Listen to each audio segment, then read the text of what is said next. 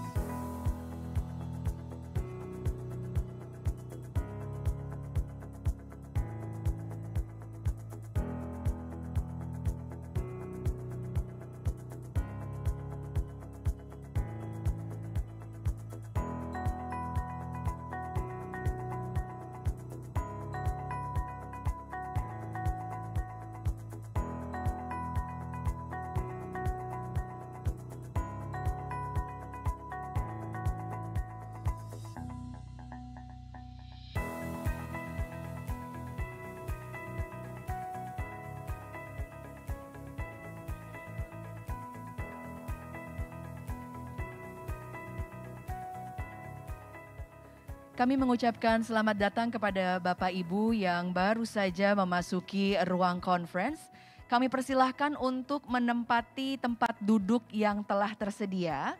Dan bagi para peserta yang masih berada di luar konferensi room, kami persilahkan untuk memasuki dan menempati tempat duduk karena sebentar lagi acara akan kami mulai. Good morning ladies and gentlemen, may I have your attention please?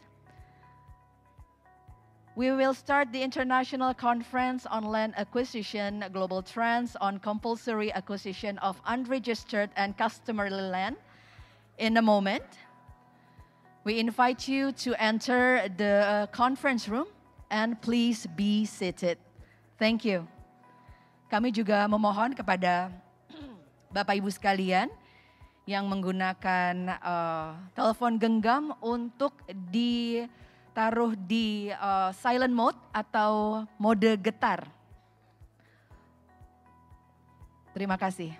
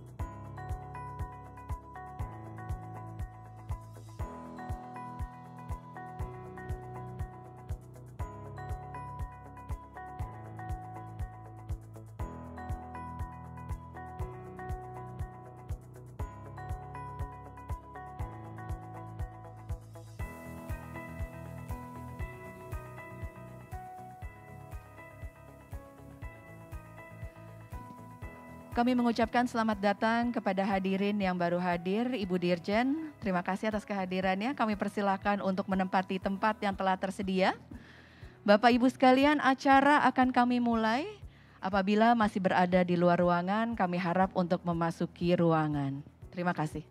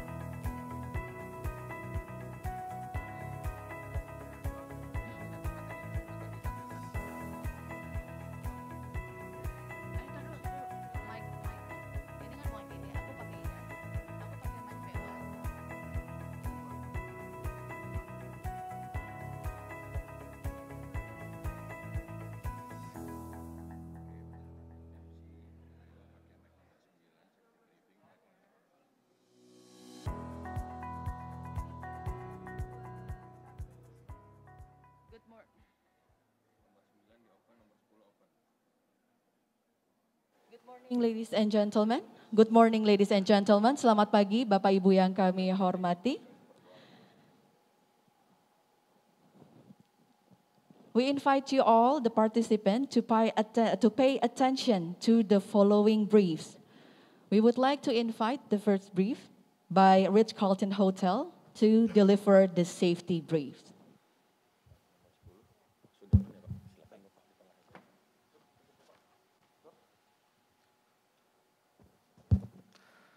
Baik, selamat pagi Bapak Ibu sekalian yang berbahagia. Selamat datang di The Ritz-Carlton Jakarta.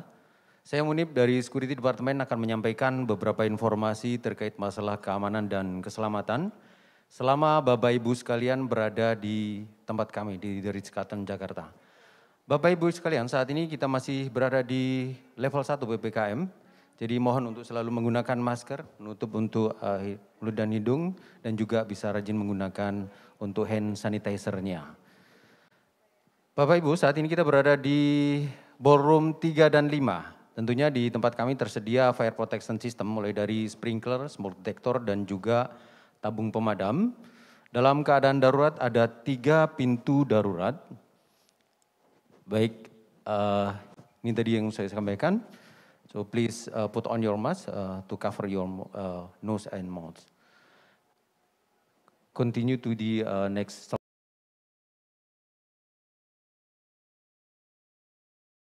Kembali, pintu darurat tersedia di sebelah kanan Bapak Ibu sekalian, ada 2 di sisi kanan dan ada 1 di belakang. Dalam keadaan darurat, mohon ikuti arahan dari tim emergency yang akan nanti mengarahkan Bapak Ibu sekalian menuju ke assembly point yang terletak di forum entran atau tepatnya di samping pos pemeriksaan kendaraan pada saat Bapak Ibu sekalian memasuki The Ritz-Carlton Jakarta Mega Kuningan. Nanti sekali lagi akan ada petugas yang akan mengarahkan Bapak Ibu sekalian menuju assembly point. Hari ini kami tidak ada latihan evakuasi, tapi nanti apabila Bapak Ibu sekalian mendengar ada informasi untuk meninggalkan ruangan ini, ada pengumuman untuk meninggalkan ruangan ini, mohon jangan berjalan cepat, jangan berlari, silahkan berjalan cepat, ikuti arahan dari petugas hotel. Informasi berikutnya, area ini dilarang untuk merokok, bagi Bapak Ibu yang berkenan untuk merokok tersedia di Asia Restoran. Nanti tinggal turun di eskalator ke kiri, di sana tersedia untuk smoking area. Untuk restroom tersedia di belakang eskalator juga, Bapak keluar dari pintu ini ke kanan, nanti di sebelah kanan lagi itu tersedia untuk restroomnya. Berikut ini yang assembly point kami. Demikian di keselamatan dan keamanan selama Bapak Ibu sekalian berada di tempat kami. Atas perhatiannya kami ucapkan terima kasih. Selamat pagi. Terima kasih Bapak Munib untuk safety briefingnya. Thank you for the safety briefing instruction.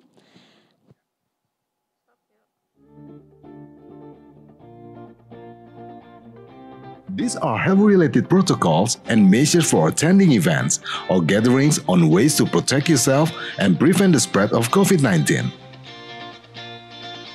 All those involved in this event must be in a good health condition.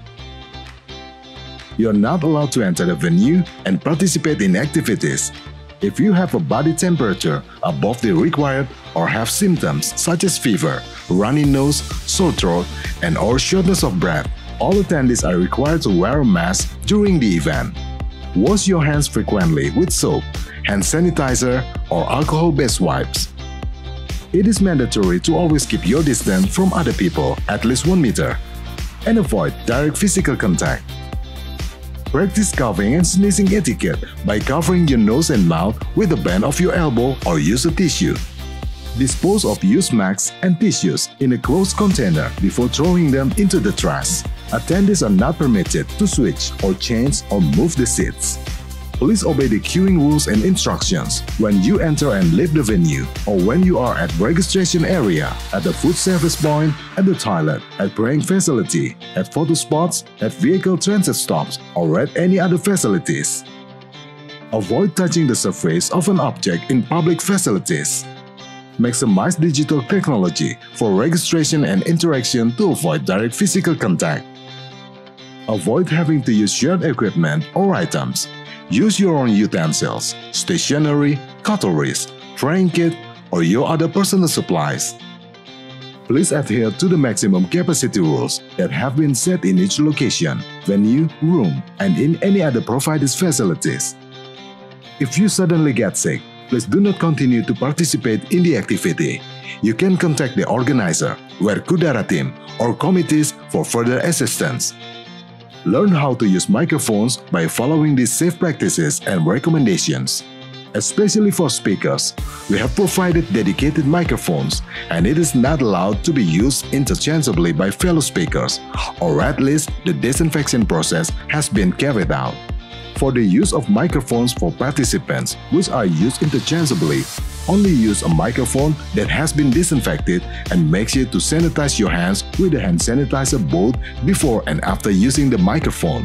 Microphones that are used interchangeably will always disinfect it first after each use.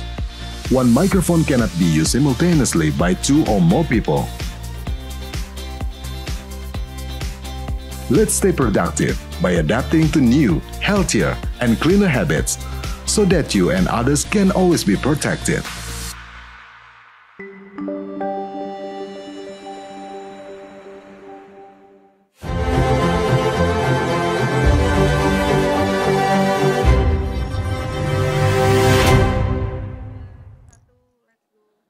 Singing the national anthem.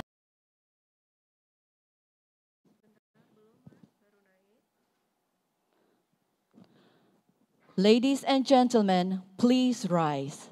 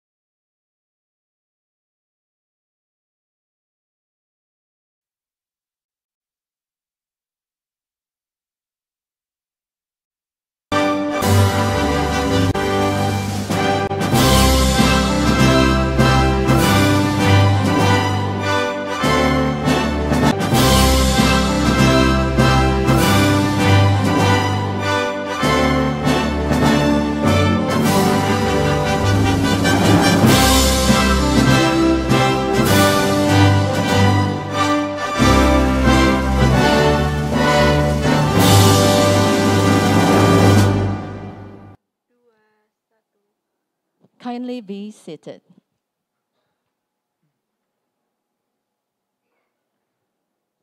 Ladies and gentlemen, before we start, we would like to invite everyone to take a moment of silence to contemplate the reason we are here, why we participate in this conference, and pray for the success of this event. Also pray for those who recently went through terrible disasters and experiences losses during the Cianjur earthquake. May those who left us rest in peace. Bismillahirrahmanirrahim. Oh Allah, guide and bless our hearts and our minds with the light of your guidance. Impart your supreme wisdom upon our activities. Help us to speak our minds clearly. Help us to listen to each other, respect each other, love each other, so that we are included to the blessed person. Make this international conference as a useful science assembly, as a medium of sharing useful idea, knowledge, and experience. May the conference we organize today benefit to our lives, broaden our knowledge, shine our idea, and lead us to be successful, productive person, which in turn will boost dignity of our nation. Oh Allah, you are the one who can fulfill our dua. Walhamdulillahi Rabbil Alamin. Amin.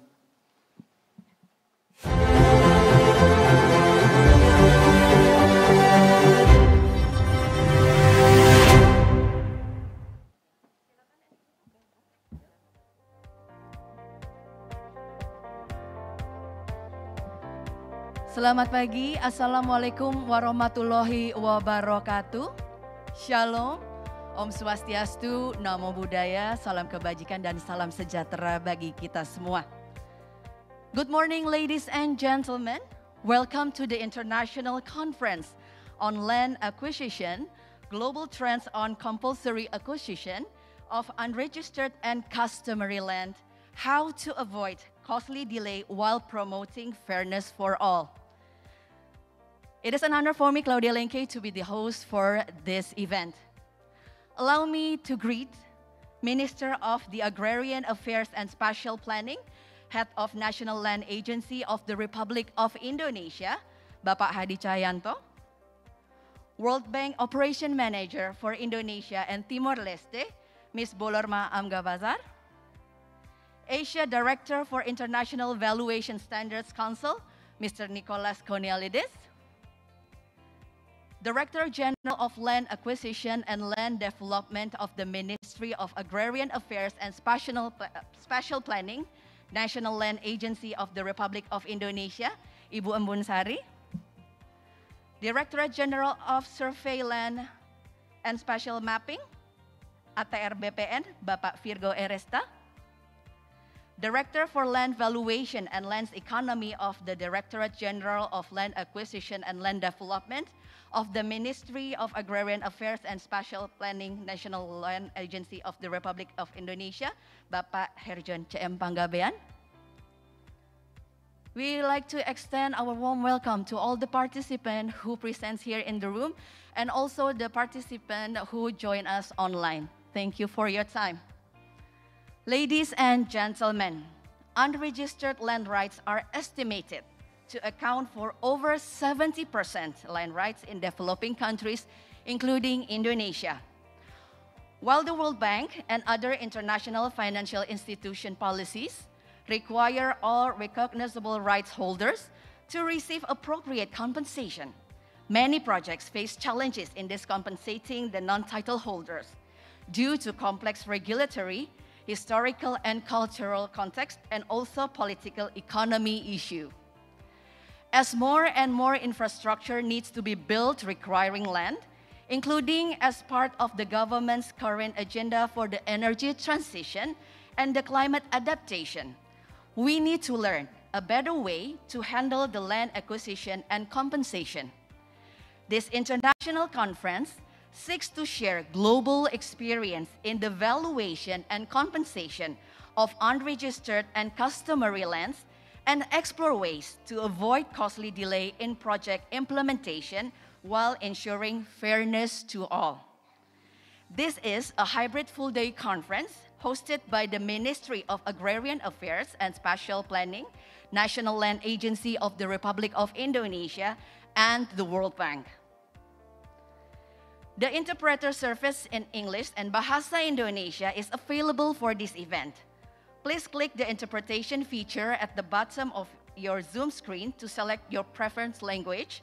We also provide a sign language interpreter on the Zoom camera. Ladies and gentlemen, please allow to inform the agenda for today's conference.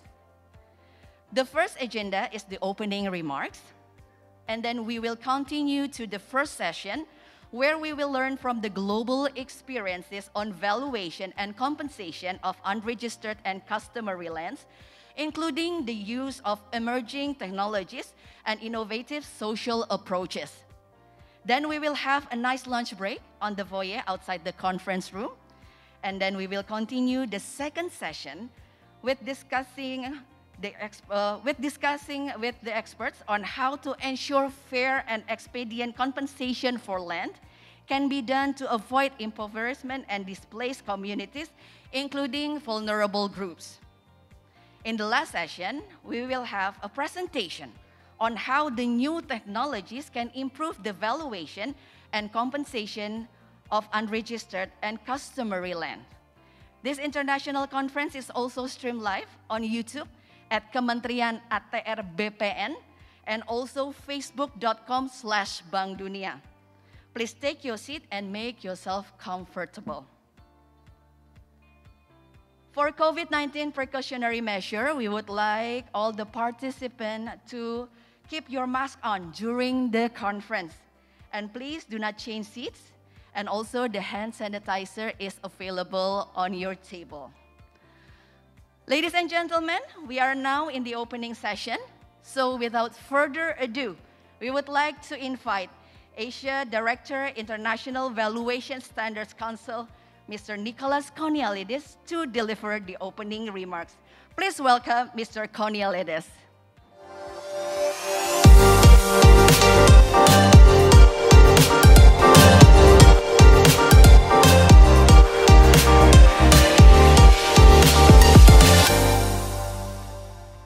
Madam Director General, Madam Representative of the World Bank, directors from the delegation from Timor-Leste, dear directors from the Ministry of Agrarian Affairs in Indonesia, ladies and gentlemen, dear friends, it is an honor for me to represent the International Valuation Standards Council, the IVSC, at this conference organized by the Ministry of Agrarian Affairs and the World Bank. The IVSC is grateful to the organizers for this invitation. The IVSC is proud to participate in these considerable efforts to improve the process around the compulsory acquisition of unregistered and customary lands. Although this topic may seem marginal compared to the usual work of valuers, it is an important one for the IVSC and for the many volunteers who craft the standards. In fact, the IVSC, in its standards, address these issues. These standards explicitly state that, quote, in some instances, legitimate individual, communal, and/or collective rights over lands and buildings are held in an informal, traditional, undocumented, and unregistered manner. Furthermore, the standards recognize that, quote, a real property interest includes informal tenure rights for communal and/or collective tribal lands and informal urban or rural settlements or transition economies. This real property interest can take form of possession, occupation, and rights to use. End quote. These provisions have their natural place in the standards. In fact, they are perfectly aligned with the IVSC's core mission of serving the public interest. This is something we are very proud of. The IVSC serves the public interest in 3 ways, all of which are relevant to the topic of this conference. First, with over 180 members, we develop high-quality valuation standards. These standards ensure consistency, transparency, and comparability. Consistent, transparent, and comparable valuations are the baseline for compulsory acquisitions. Such valuations provide the starting point to include other important dimensions we'll be talking about in the process of the acquisition, such as the inclusion of non-market value and other rights. The second way we serve the public interest is to encourage the adoption of the international valuation standards by preparers, regulators, and users. Widespread adoption of the standards allows all stakeholders to speak the same language and to avoid misunderstandings in complicated matters. In Indonesia, for instance, we enjoy a very good relationship with MAPI, the Indonesian Society of Appraisers. With the opening of an office in Asia, we seek to continue developing our good relations with MAPI and other organizations. We, in fact, seek to replicate that relationship in other jurisdictions across the region. Beyond our relationship with professional organizations, the IVSC continues to have constructive dialogues with the regulators of many countries in Asia and in other regions, such as Africa and Latin America. The other way to promote consistency, transparency, and comparability is to encourage commercial and non-commercial users of valuations, such as the World Bank Group and other development financial institutions, to require that all valuations abide by the international valuation standards. Finally, the third way in which the IVSC serves the public interest is by advancing quality and professionalism amongst practitioners. The standards include important core principles of valuation, such as ethics, competency, and compliance. The IVSC published its Code of Ethical Principles, and these have been used since 2011.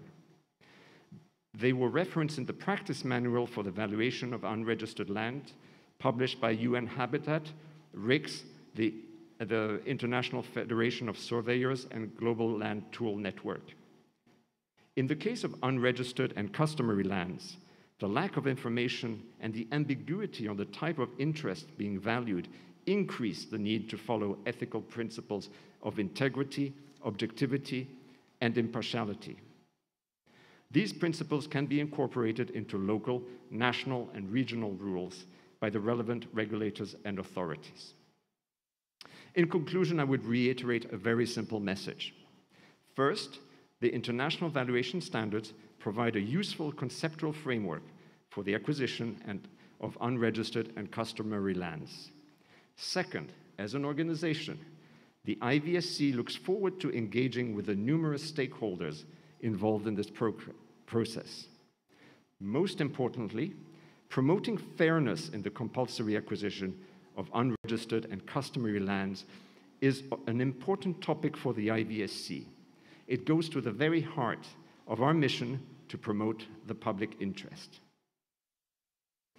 I am very thankful for this opportunity to listen to the array of dedicated speakers and prestigious panelists the organizers have convened today. I also look forward to meeting all of you during the conference today during the break and lunch. Thank you very much for your attention.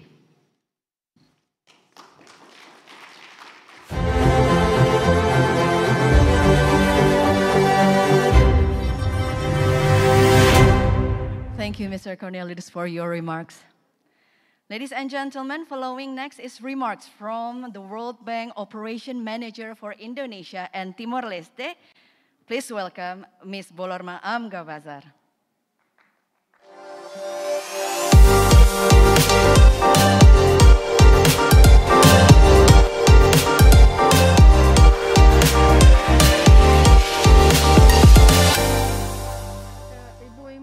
Sari, Director General of Land Acquisition and Land Development in ATR BPN, Pak Virgo Jaya, Director General in ATR BPN, distinguished delegation from Timor-Leste, bon dia, distinguished panelists, speakers of today's event, ladies and gentlemen, selamat pagi, selamat datang ke conference hari ini.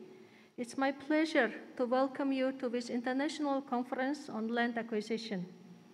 I would like to start by congratulating the Ministry of Agrarian Affairs and Land Agency for hosting this conference. The World Bank is very proud to support the ministry in its efforts to exchange knowledge and address challenges in acquiring unregistered and customary lands. Globally, governments continue to balance the social needs of different communities and the need for inclusive growth amidst environmental and economic challenges. Sustainable infrastructure development is one example of this balancing act. The energy transition, sustainable land use, climate adaptation require construction in areas where tenure rights might not be yet clearly established. Indonesia is no stranger to this challenge. Here, too, infrastructure development efforts are often hampered by delays due to the long process in acquiring unregistered and customary land. Identifying legal ownership and assessing the fair value of land is a significant and shared challenge. This challenge is deepened by overlapping claims, unclear boundaries, and the lack of documentation. So challenges are clear, and so is the shared goal, which is ensuring fairness for all parties involved in the acquisition of unregistered and customary land, like our title for today's conference. It is therefore no surprise that there is an increasing interest globally in the valuation of and compensation for such lands. This interest is reflected in the efforts of many parties joining the conference today, either physically in this room or by Zoom online, including FAO, UN Habitat, ADB, the International Valuation Standards Council, and the Royal Institution of Chartered Surveyors. This international conference brings together experiences in innovations from different countries to explore where the practice can improve on the ground and where existing regulations may need to be strengthened. Today's panel of experts will discuss a variety of approaches. We will hear case studies from different countries and learn lessons to identify better ways to value unregistered and customary land, and also compensate stakeholders fairly. Some innovations on working with existing regulatory frameworks while responding to problems on the grounds will also be presented. I would like to emphasize that the World Bank stands ready to work closely with the government of Indonesia on ongoing and upcoming initiatives in the area of land acquisition, particularly to expedite much-needed climate-sensitive infrastructure. Thank you again for joining us, and I wish all of us a very good discussion today. Terima kasih banyak.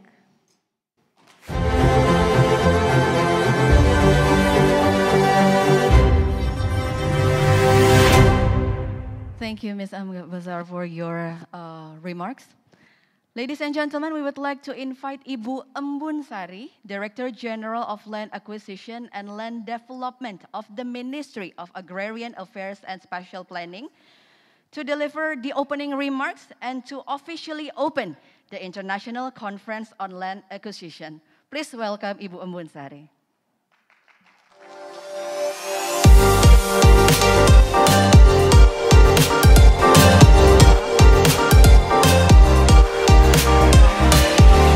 Selamat pagi, salam sejahtera bagi kita semua.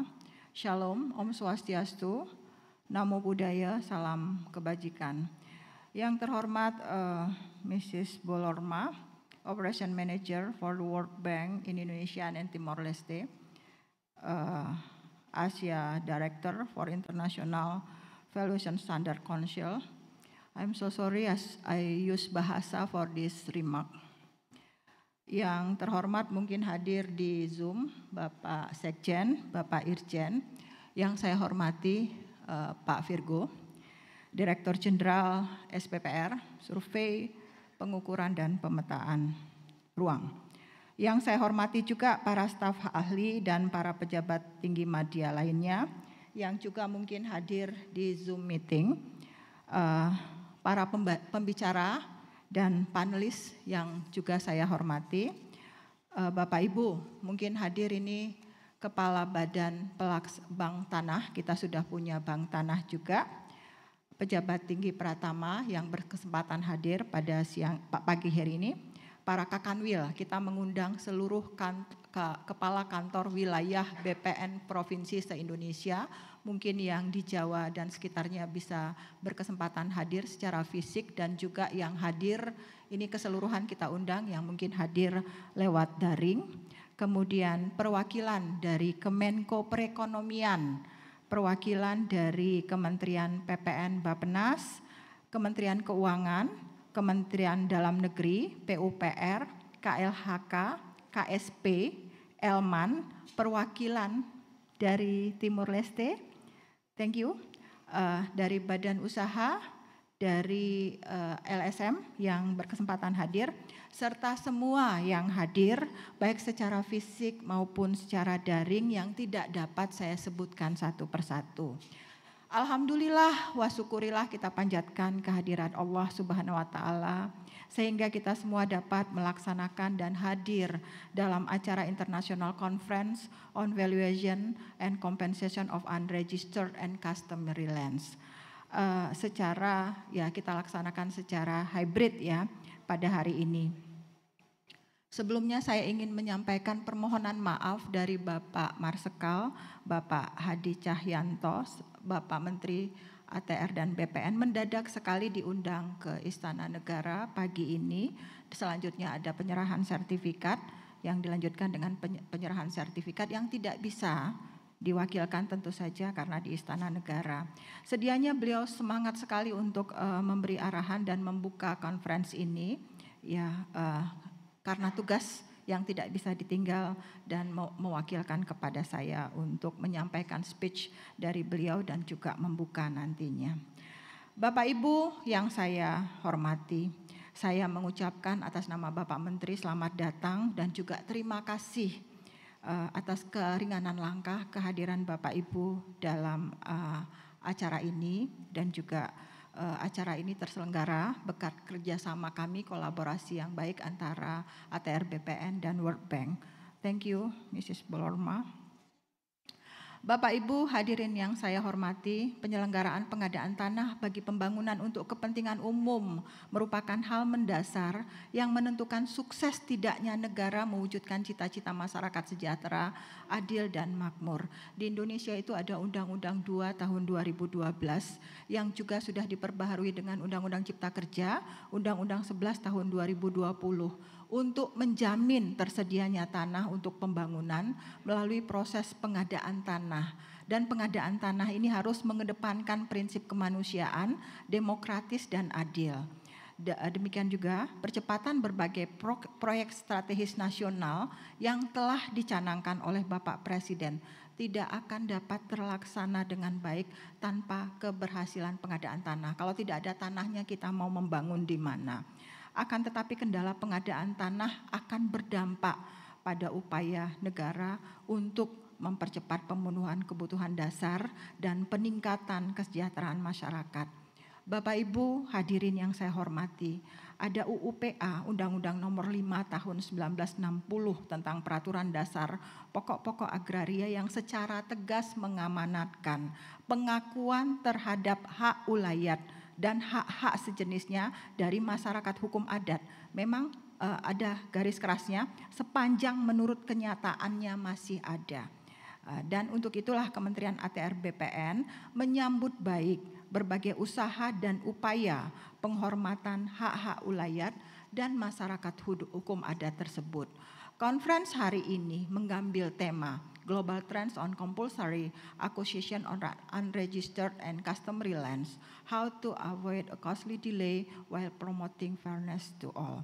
Tidak hanya sebagai bentuk upaya untuk memperkuat pengadaan tanah bagi pembangunan untuk kepentingan umum, tetapi lebih luas harus dimaknai sebagai upaya untuk memberikan penghormatan dan pengakuan terhadap masyarakat hukum adat di Indonesia.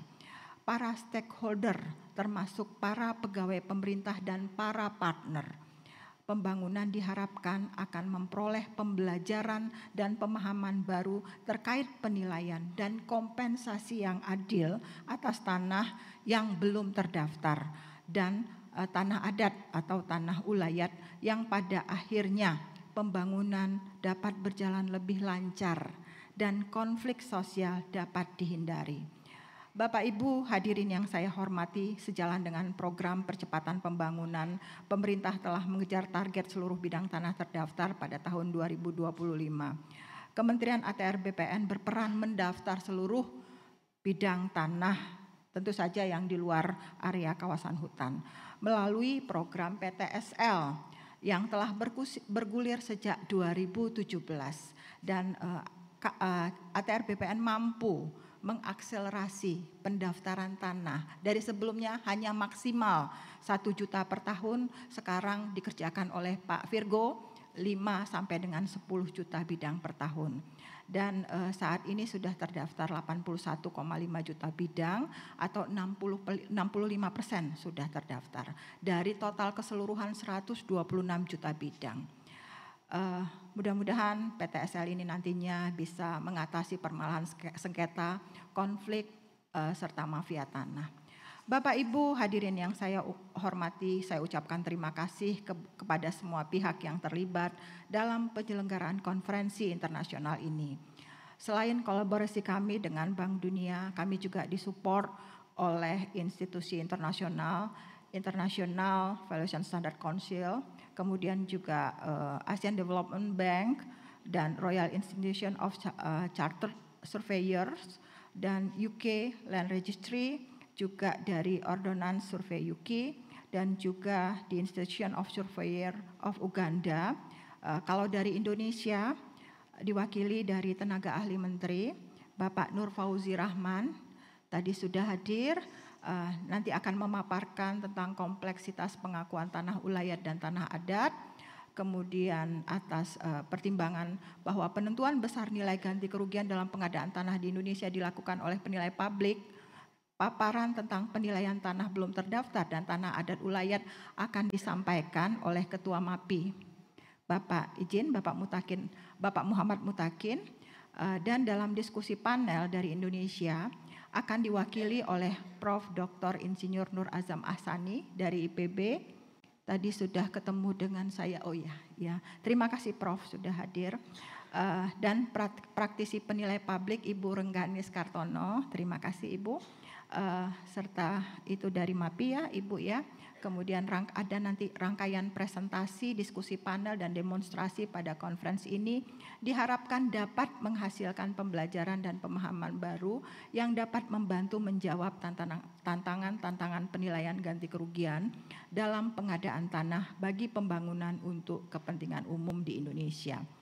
Bapak Ibu hadirin yang saya hormati, Kementerian ATR BPN adalah pengemban amanat negara sebagai pelaksana pengadaan tanah bagi pembangunan untuk kepentingan umum dituntut harus mampu bekerja lebih transparan, lebih cepat, efektif, dan efisien. Penilai publik sebagai mitra independen dalam pengadaan tanah juga harus mampu bekerja lebih profesional. Kerjasama yang baik antara ATR BPN dan penilai publik diharapkan mampu mewujudkan pengadaan tanah yang menjunjung nilai-nilai kemanusiaan dan keadilan. Bapak Ibu hadirin yang saya hormati, akhir kata, sekali lagi izinkan kami mengucapkan terima kasih yang sebesar-besarnya. Dan juga tak lupa kami mohon maaf tentu saja jika ada hal-hal yang dianggap masih kurang dalam pelaksanaan acara ini. Apresiasi kami berikan kepada semua presenter dan panelis yang bersedia berbagi pengalaman dan keilmuannya pada konferensi ini. Untuk Bank Dunia, sekali lagi kami mengucapkan terima kasih tak terhingga atas kerjasama kita dan semoga kerjasama yang baik ini dapat berlanjut di kegiatan-kegiatan lain yang bermanfaat bagi kemajuan bersama. Bapak Ibu, jadi mewakili Bapak Menteri ATR Kepala BPN dengan memohon ridho Allah Subhanahu wa Ta'ala, seraya mengucapkan Bismillahirrahmanirrahim. International Conference on Valuation and Compensation of Unregistered and Customary Lands pada hari ini Kamis 1 Desember 2022 dibuka. Sekian, billahi taufik wal hidayah. Assalamualaikum warahmatullahi wabarakatuh. We invite Ibu Embun untuk tetap ada di atas. And we also would like to invite Miss Bolorma Amgabazar to join us on stage, and also Bapak Herjon CM Panggabean. Kami persilahkan for the opening ceremony of today's conference.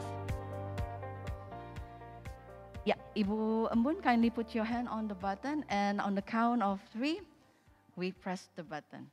Ladies and gentlemen, to officially open the conference, 1, 2, 3. The International Conference on Land Acquisition, Global Trends on Compulsory Acquisition of Unregistered and Customary Land is officially open. Once again, let's give a big round of applause for the success of the conference.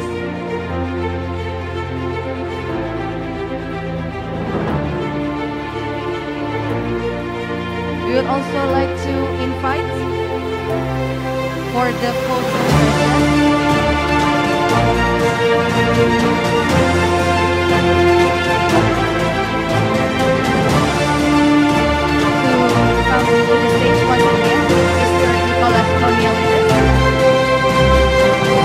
Mr. Satoshi Ishihara, delegation from the Ministry of Justice Timor-Leste, Zendoveva Xavier Correa, Horacio da Silva and Afonso da Costa Bello, and also Bapak Virgo Ernesta.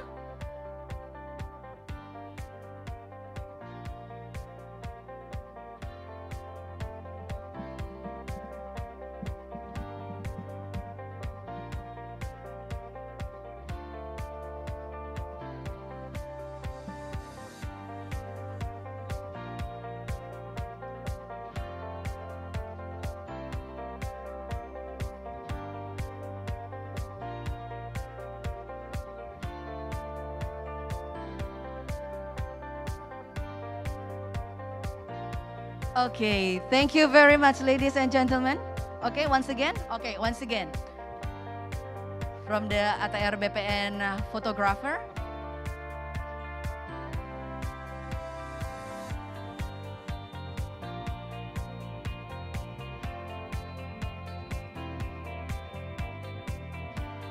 Okay, please stay on the stage.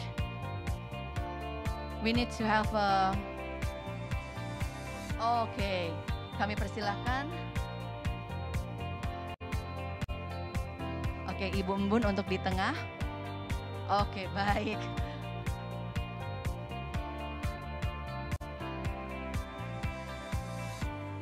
Oke, baik. Oke, maybe another pose, ladies and gentlemen, ya?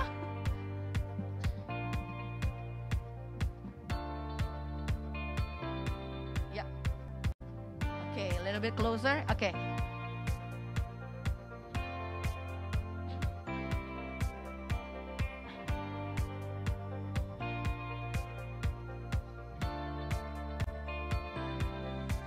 Thank you very much. You may return to your seat, ladies and gentlemen. Thank you. Once again, give a big applause for the conference today. Thank you. Bapak Ibu hadirin sekalian, ladies and gentlemen, distinguished guests, we're about to move on to our first session of discussion. But before that, we are going to have a short break, coffee break. But before we enjoy the refreshment, the coffee break, allow me to inform you about the Q&A session. We are going to have the Q&A session after the discussion. And for online and offline participants, please write down any of your question through Slido. You can open the website slido.com, SLEDO.com. And then enter the event code. The event code is LV2022, LV2022. And then input your name before writing your question. We are going to have a Q&A session after the discussion.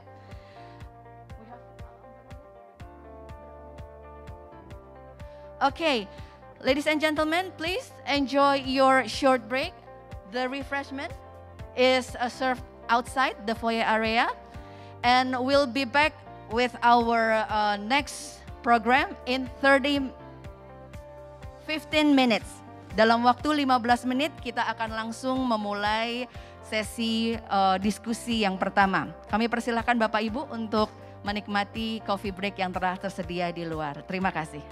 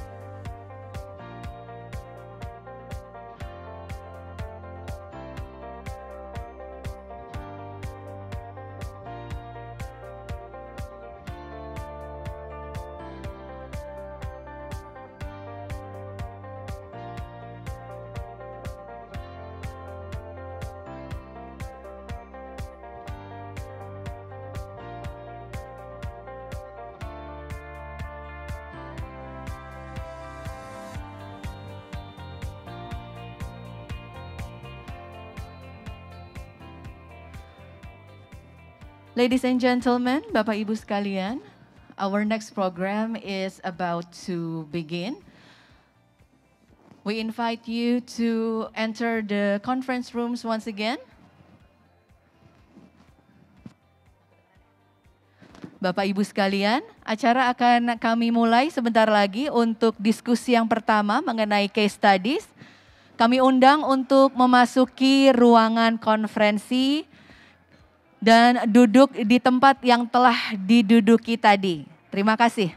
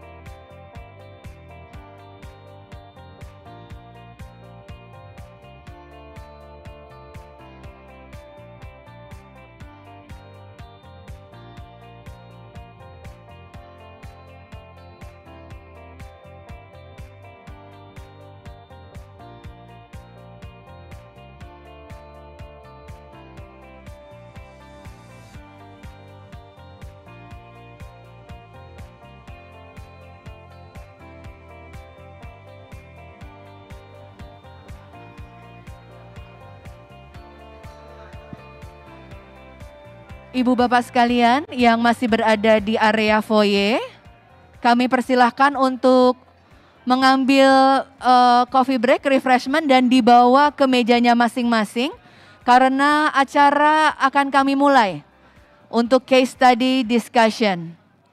We invite all the participants to enter the conference room because we are going to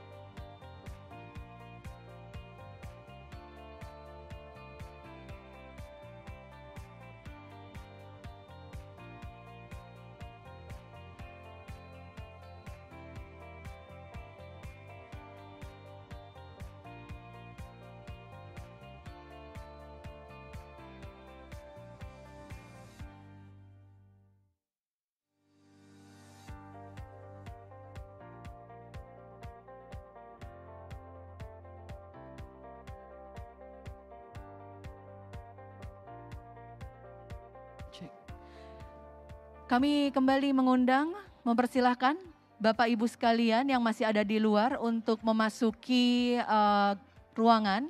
Karena dalam 2 menit lagi kita akan memulai acara berikutnya.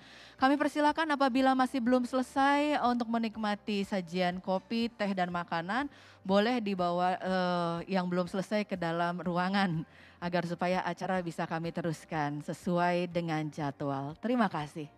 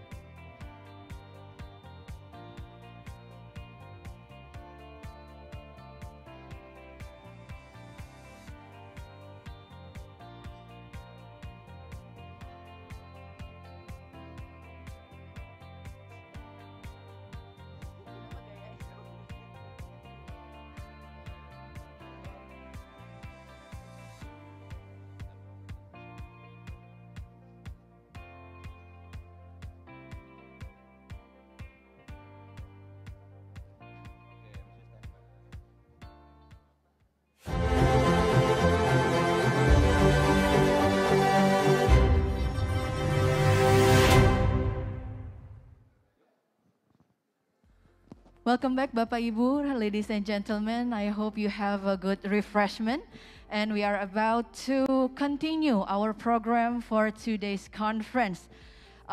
Should we inform you about this meeting rules?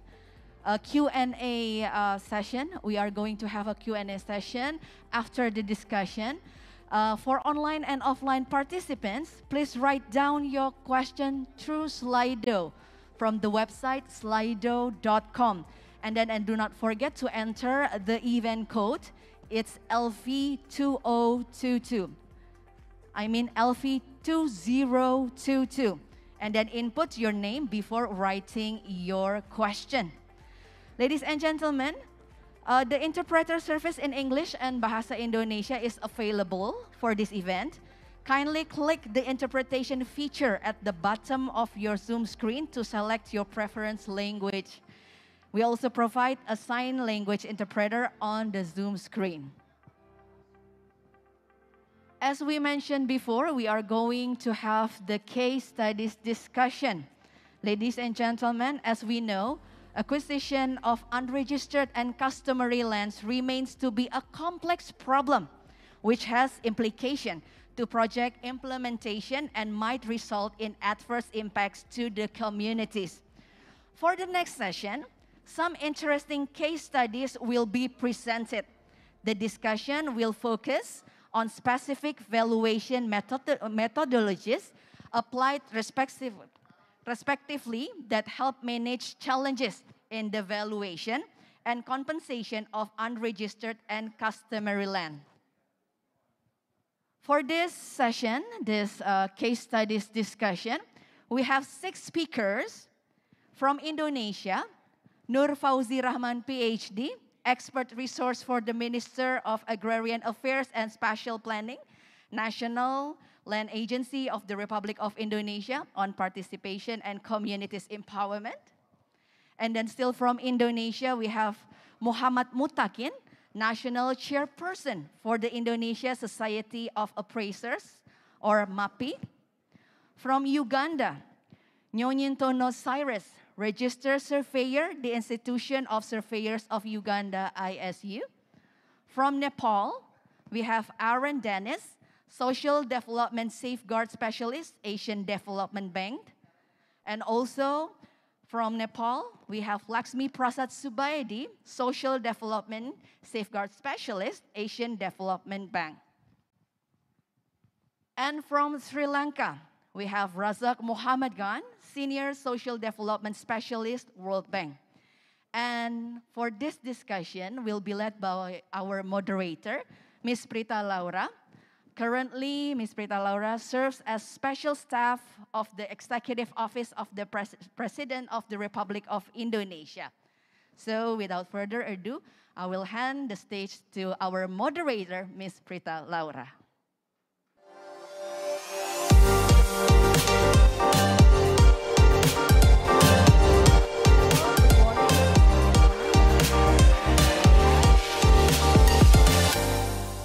Assalamualaikum warahmatullahi wabarakatuh.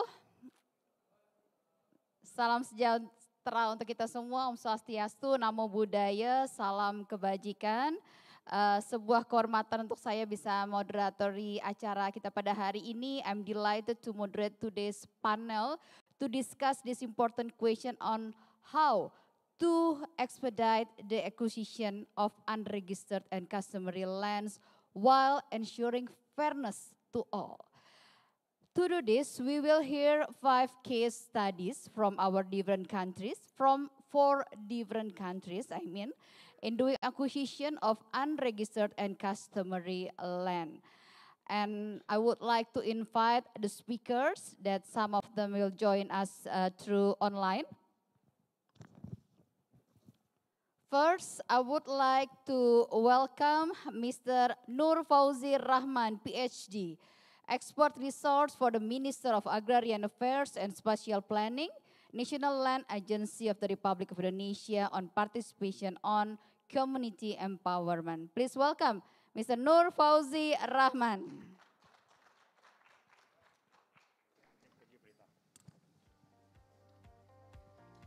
And for the next speaker, I would like to invite Mr. Muhammad Mutakin, National Chairperson for the Indonesian Society of Appraisers, MAPI. Please welcome Mr. Muhammad Mutakin.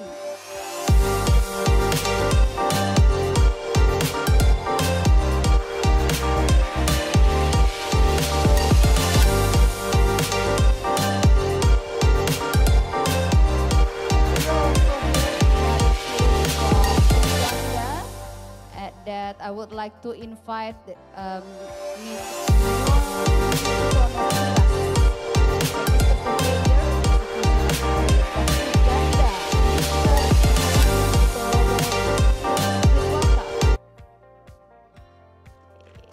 That will join us through online. And from Nepal, we will hear from Mr. Aaron Dennis, Social Development or Safeguard Specialist, Asian Development Bank. And we'll join also from Nepal, Laxmi Prasad Subaidi, Social Development or Safeguard Specialist, Asian Development Bank. Please welcome. And last but not least, we will hear lesson learned from Sri Lanka, Mr. Razak M. Ghani, Senior Social Development Specialist of World Bank. Please welcome. All right, for the first presenter, each of the presenters have 15 minutes to present. And for the first presenter, I would like to welcome Mr. Nur Fauzi Rahman. First, I would like to read about his bio, short bio for a while. Mr. Nur Fauzi Rahman is an expert resource for the Minister of Agrarian Affairs and Spatial Planning. He has more than 3 decades of experience working on customary and unregistered land within and outside forest areas, which add another layer of complexity in Indonesia legal context. He is active board and member of non-governmental organization which cover agrarian, forestry, poverty, community empowerment. Hello? Yeah. He is an active lecturer on environmental and community psychology at the University of Jajaran Bandung, and he had been advising the Ministry of Environment and Forestry, the President's Staff Office, and local government in various process and implementation of agrarian reform and social forestry policy, particularly in regards to mapping and registration of customary land and communities' involvement in the process of valuation and land acquisition for development programs. And he completed his PhD on Indonesian land reform policy and agrarian movement at the University of California, Berkeley. Please welcome Mr. Nur Fauzi Rahman for your presentation. You have 15 minutes to present. Please welcome. Thank you, Prita. I have a very limited time for the huge topic, so allow me to do some brief and also allow me to open my masker simply because to help you to hear better my articulations. Let me check the presentations. Can I get my presentations PPT, please? Is it already show? Not yet?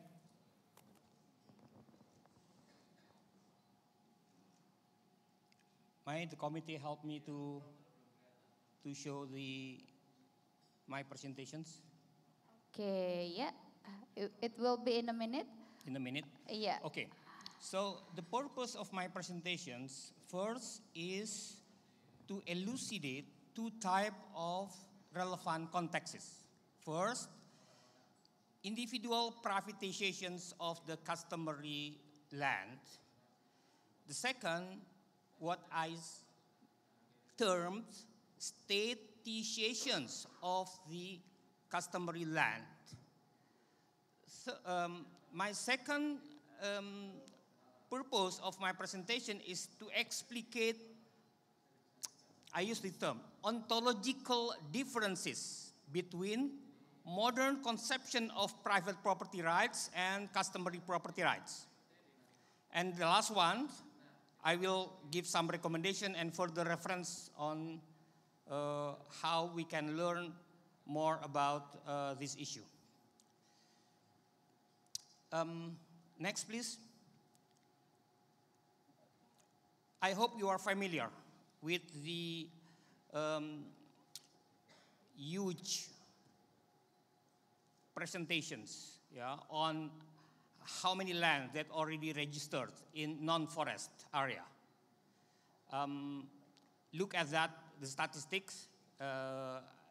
Thanks for Jatmiko to give me these pictures.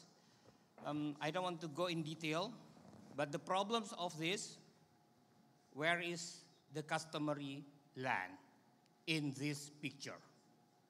Of course, there are unregistered land that governments, national agencies, and other helping stakeholders, organizations, help to make it possible to achieve at the 100%. But in what they imagine as 100%, where is the customary land? Okay, I will show you the blind spot of this land registration. Next, please. We know the land that are registered partly come from customary land. This is what I call individual privatization of customary land. They come from partly from the customary lands attached to the hak ulayat, or from jointly owned lands from one descendants that cultivated with use right by the community members or outsiders. So these individualizations brings about two changes at once. Namely, first, the nature of ownership from communal to individuals. And the second, the different regulatory regimes that are enforced, where customary law is replaced by formal land laws. Next, please. I have a friend named Ricardo Simarmata. He got a PhD from Leiden. He made a very good articles, and he mentioned about the two consequences if part of the customary land are registered by the government's programs, so-called PTSL, ya, pendaftaran tanah sistematik lengkap. The traditional share, the customary land that have been certified as private property have moved to the jurisdiction of state law, and therefore no longer within the reach of customary authority. So, the problem with the PP 2497 on land registrations is the blind spot. If we trace back how and where this peraturan pemerintah come from, it's come from government of Indonesia with some help of the World Banks and AusAid through the Indonesian Land Administration Project, 1995-1999. So if you read the World Bank's staff appraisal report on this project, you will find that their purpose is to establish more effective land market in order to improve efficiencies and achieve highest best value of land, rely more on market forces.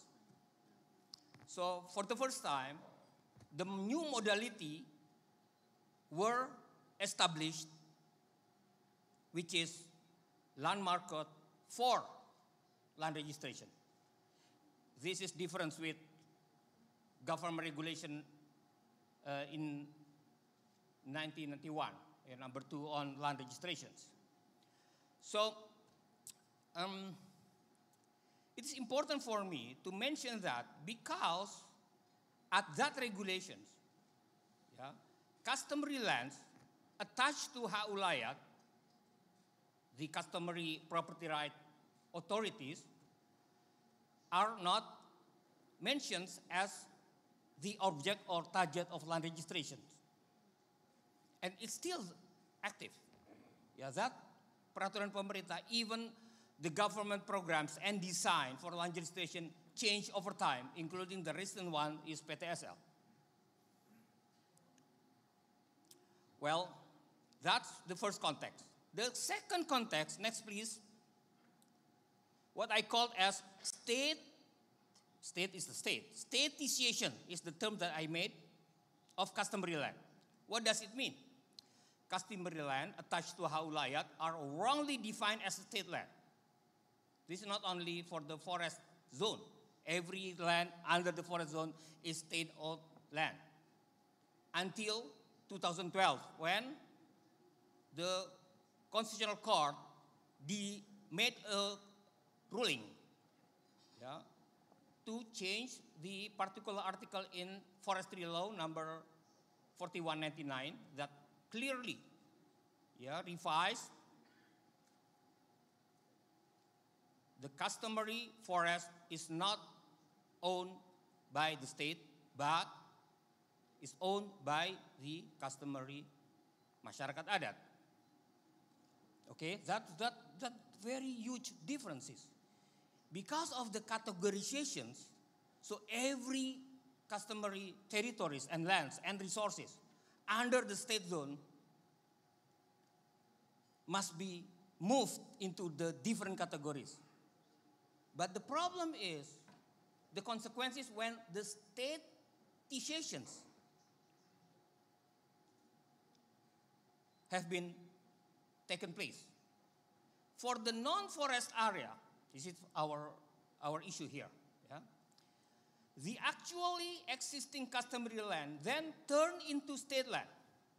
Of course, without any consent of the indigenous communities, masyarakat adat. Conflicted claims are protected when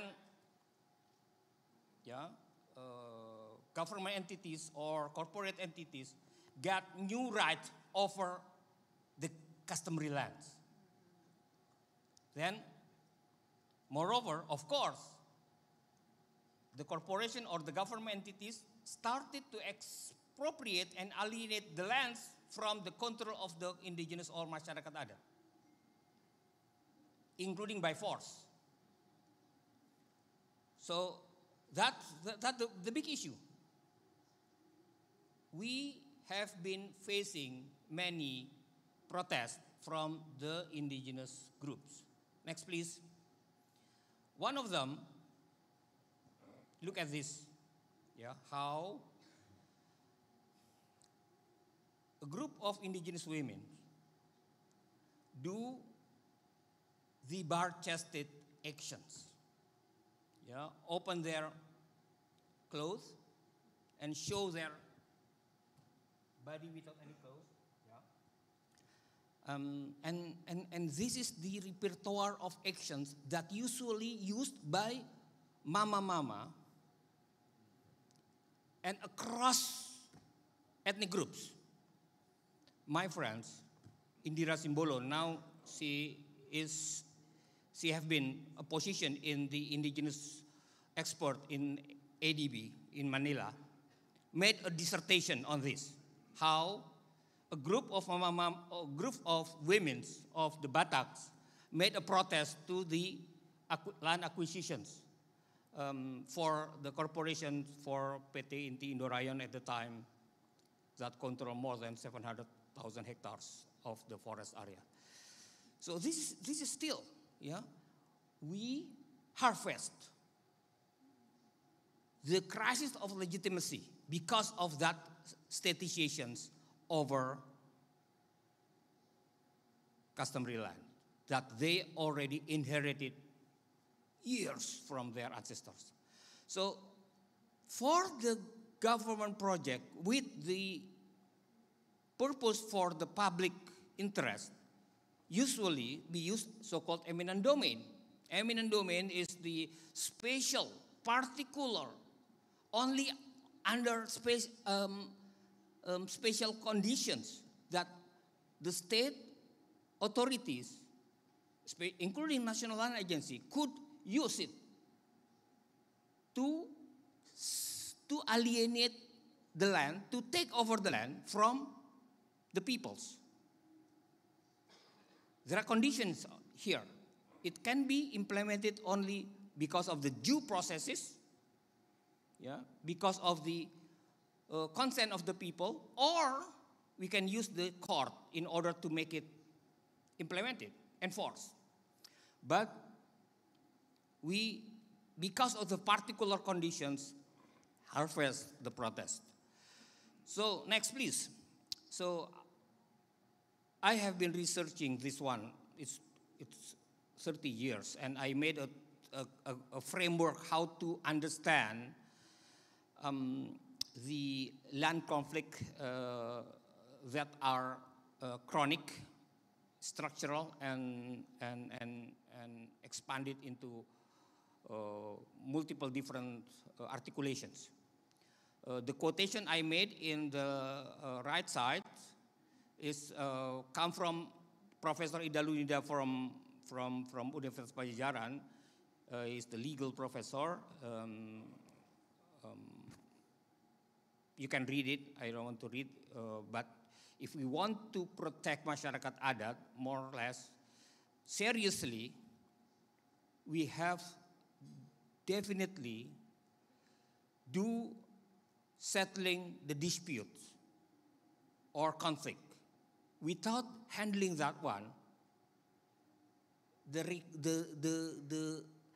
rhetoric of the recognitions of the customary rights or hak-hak masyarakat hukum adat is merely rhetoric. Next, please. I don't want to do more explanation about this issue is historic. We know every legal scholar working on agrarian issues or hukum adat or the customary law is always familiar with Cornelis van Vollenhoven. The legal scholar labeled him as Bapak Hukum Adat. Okay, and they made a pleidoy, because the professor made a pledoi, he made a book. Ya, Orang Indonesia dan Tanahnya. We translate it, we publish it, the book. You can download it freely in the Sekolah Tinggi Pertanahan Nasional. So, the issue still on. Professor Mario Soemarjono is one of the senior advisors of the Minister of the Agrarian Affairs and Spatial Planning. Criticized the articles, special articles in the Undang-Undang Hak Cipta, ya, Undang-Undang Cipta Kerja, sorry, ya. There's option in Undang-Undang Cipta Kerja mentions that for the customary land, tanah-tanah yang dilekati hak ulayat, ya, the customary land attached by the hak ulayat may be given by national agency through hak pengelolaan. HPL, hak pengelolaan, is a term, a new term. It's not been mentioned in the Basic Agrarian Law 1990. No, it's just a new invention. And the assumption of the HPL is a state land. So the Mario Soemarjono criticized this one because this is contradictory with the nature, the very nature of the customary land, which is their embedded ownership. It's not something because you didn't know it, then you can give the particular land legal scheme, yeah, based on assumption that the land is state-owned land. Next, please. So the conclusion that I want to make in this forum is market value and market-based valuations, which is most common, yeah, for MAPI's appraisers, yeah, is not compatible with the very nature of the customary land attached to hak ulayat. Yeah? The notion of the property is fundamentally different between modern private property right with or and customary property right. Private property right are generally within the framework of being interchangeable. You can sell it. You can buy it. While customary property rights are inherited from ancestors to be inherited to next generations and therefore cannot be separated from indigenous communities. It is inalienable and of course are not be sold. The lands are necessary spaces for the continuation of communities and other species, don't forget that one, other species life, since past, present, and future. This is very important. Yeah, UNDP made a development report that very important in the context of our Anthropocene era. This is a new term that I mentioned, yeah, where the whole earth is under threat now because of the activities of the capital and human.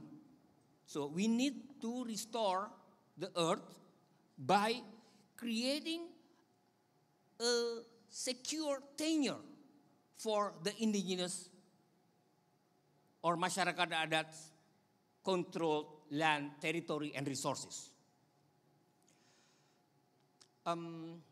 So we have to go beyond the land market and market-based valuations in order to allow customary land attached to hak ulayat exist and continue to be exist. For Indonesia and many other countries, this is a very important because this is the character, the very element of the Indonesian character, which is Bhinneka Tunggal Ika. Okay. Last one. Next, please. I use the term ontological differences. This is difference. We are in COVID era. What is coronavirus disease come from? It is from the virus. Virus is a different creature than bacteria. Virus is not living entities. If you understand the virus by your perspective on bacteria, you will mislead, you will mistreat. Definitely because the two creatures have a different ontological existence. Okay? So this should lead to methodological challenge for MAPI. How we have to deal with the customary territory attached to Al-Wayat. No, it's different. If you make it private individualizations to the customary land, wow. Especially when you use eminent domain, you will dismantle not only the land that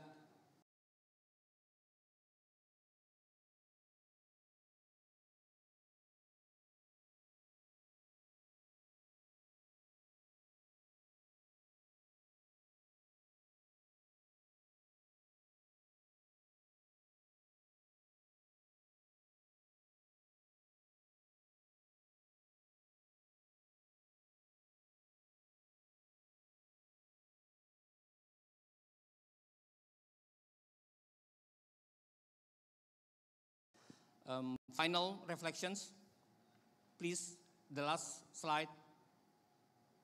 So how far we can go to beyond the market value? Compensations, it should be educational. Compensation, individual compensation should be replaced. Maybe we have to think more about how we can go to the, how you call it, that one. If you have a money, yeah, if you still monetize this one, don't give money to individual members of those who are land taken from the customary land, but give them, I forgot the term, the money that you give into something that you can get, partially you can have taken from that, but you can leave them in order to allow you get the interest from them to give to the members of the indigenous or masyarakat adat. How you call it that? I don't know, kelompok masyarakat adat begitu atau? No, if someone donate their money, Yeah. Put it in the Something like trust, you mean? trust. Yeah, money as a trust, and then every members of the masyarakat adat can get as a fellowship, can get that money, part of that money, interest of that money, in order to help the landscape is better. Yeah. If I find that term better, I will give you later. Yes. Thank you very much, Prita. Okay, thank you. Let's give a big applause to Mr. Nur Fauzi Rahman. Thank you for your passionate and insightful presentation. Yeah, we get another perspective, yeah, from the academia of Indonesia who have many experience on unregistered and customary land in Indonesia. And next we will have a presentation from Mr. Muhammad Mutakin from National Chairperson for the Indonesian Society of Appraiser, MAPI. Let me read his short bio first. Mr. Muhammad Mutakin is the chairperson of the Indonesia Society of Appraisal, an association of licensed valuator in Indonesia, and established property consultant. He had extensive experience in land valuation for compensation in regard to land acquisition, both in practice at project level, in the academic sphere as lecturer, and for valuation policy or instrument development for over 20 years. He is managing partner of the Public Appraiser Office or Indonesia, we call it KGPP, Mutakin Bambang Purwanto Rozak and Rekan. And he was a member of the Governing Council of National Committee ASEAN Valuers Association for Indonesia Chapter. Muhammad Mutakin obtained his master degree in property management and valuation from the University Technology of Malaysia. Please welcome Mr. Muhammad Mutakin. 15 minutes for your presentation. Yeah, you may stand up.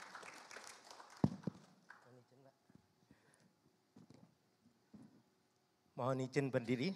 Bismillahirrahmanirrahim. Assalamualaikum warahmatullahi wabarakatuh. Selamat pagi, salam sejahtera dan sehat untuk kita semua. Mungkin PowerPoint saya dapat dibantu. Nah, baik. Terima kasih. Saya akan mencoba membawakan mengenai penilaian untuk tanah yang belum terdaftar dan tanah adat untuk kepentingan pengadaan lahan untuk pembangunan kepentingan umum. Jadi kalau sebenarnya ada 4 topik yang akan saya bahas, tetapi di topik pertama mungkin terkait dengan masalah tanah adat. Tidak perlu saya ulang karena Pak Nur sudah cukup detail. Yang tadi salah satu disampaikan tantangan bagi penilai untuk tanah adat itu jangan dihitung secara uang saja, gitu kan. Nah, baik, saya akan coba masuk. Jadi mohon lanjut. Jadi yang poin 1 saya coba loncati, saya langsung ke yang poin 2, proses pengadaan tanah di Indonesia. Lanjut. Nah, pengadaan tanah di Indonesia itu dasar hukumnya adalah yang pertama tentu saja Undang-Undang Dasar 45, yang tentu saja tujuannya adalah untuk tujuan kesejahteraan, keadilan bagi seluruh rakyat Indonesia. Nah, ini yang tidak boleh kita lupakan nanti di dalam kita melakukan penilaian untuk pengadaan tanah. Kemudian yang kedua, Undang-Undang Pokok Agraria. Kita harus memperhatikan itu karena belum ada undang-undang yang terkait dengan pertanahan yang mengatur selain Undang-Undang Pokok Agraria. Kemudian yang ketiga adalah, nah ini khusus untuk pengadaan tanah. Nah, Undang-Undang Nomor 2 Tahun 2012 yang kemudian juga sudah disempurnakan melalui Undang-Undang Cipta Kerja Nomor 11 Tahun 2020. Kemudian pelaksanaannya untuk Undang-Undang Cipta Kerja sudah ada Peraturan Pemerintah Nomor 19 Tahun 2021. Kemudian implementasinya juga ada Peraturan Menteri ATR BPN, kebetulan juga Nomor 19 Tahun 2021. Nah, kemudian ada juga satu peraturan yang ini terkait nanti bagaimana dampak sosial ekonomi terhadap masyarakat yang terdampak pengadaan tanah, terutama terkait dengan tanah-tanah yang tidak terregister atau tanah penduduk yang belum mempunyai mempunyai surat. Nah, yang terakhir tentu saja adalah Peraturan ATR BPN Nomor 17 Tahun 2022. Ini yang terbaru yang mengatur mengenai penilai pertanahan. Lanjut. Nah, kalau kita bicara pengadaan tanah ada 4 tahapan, yaitu pertama perencanaan, persiapan, pelaksanaan dan penyerahan hasil. Nah, ini menjadi sangat penting di awal itu adalah di dalam perencanaan kita harus melakukan suatu studi. Jadi calon yang membutuhkan tanah harus melakukan studi yang terkait dengan sosial ekonomi, terkait dengan dampak, terkait dengan keperluan pengadaan tanah yang disusun di dalam DPPT. Kemudian di persiapan itu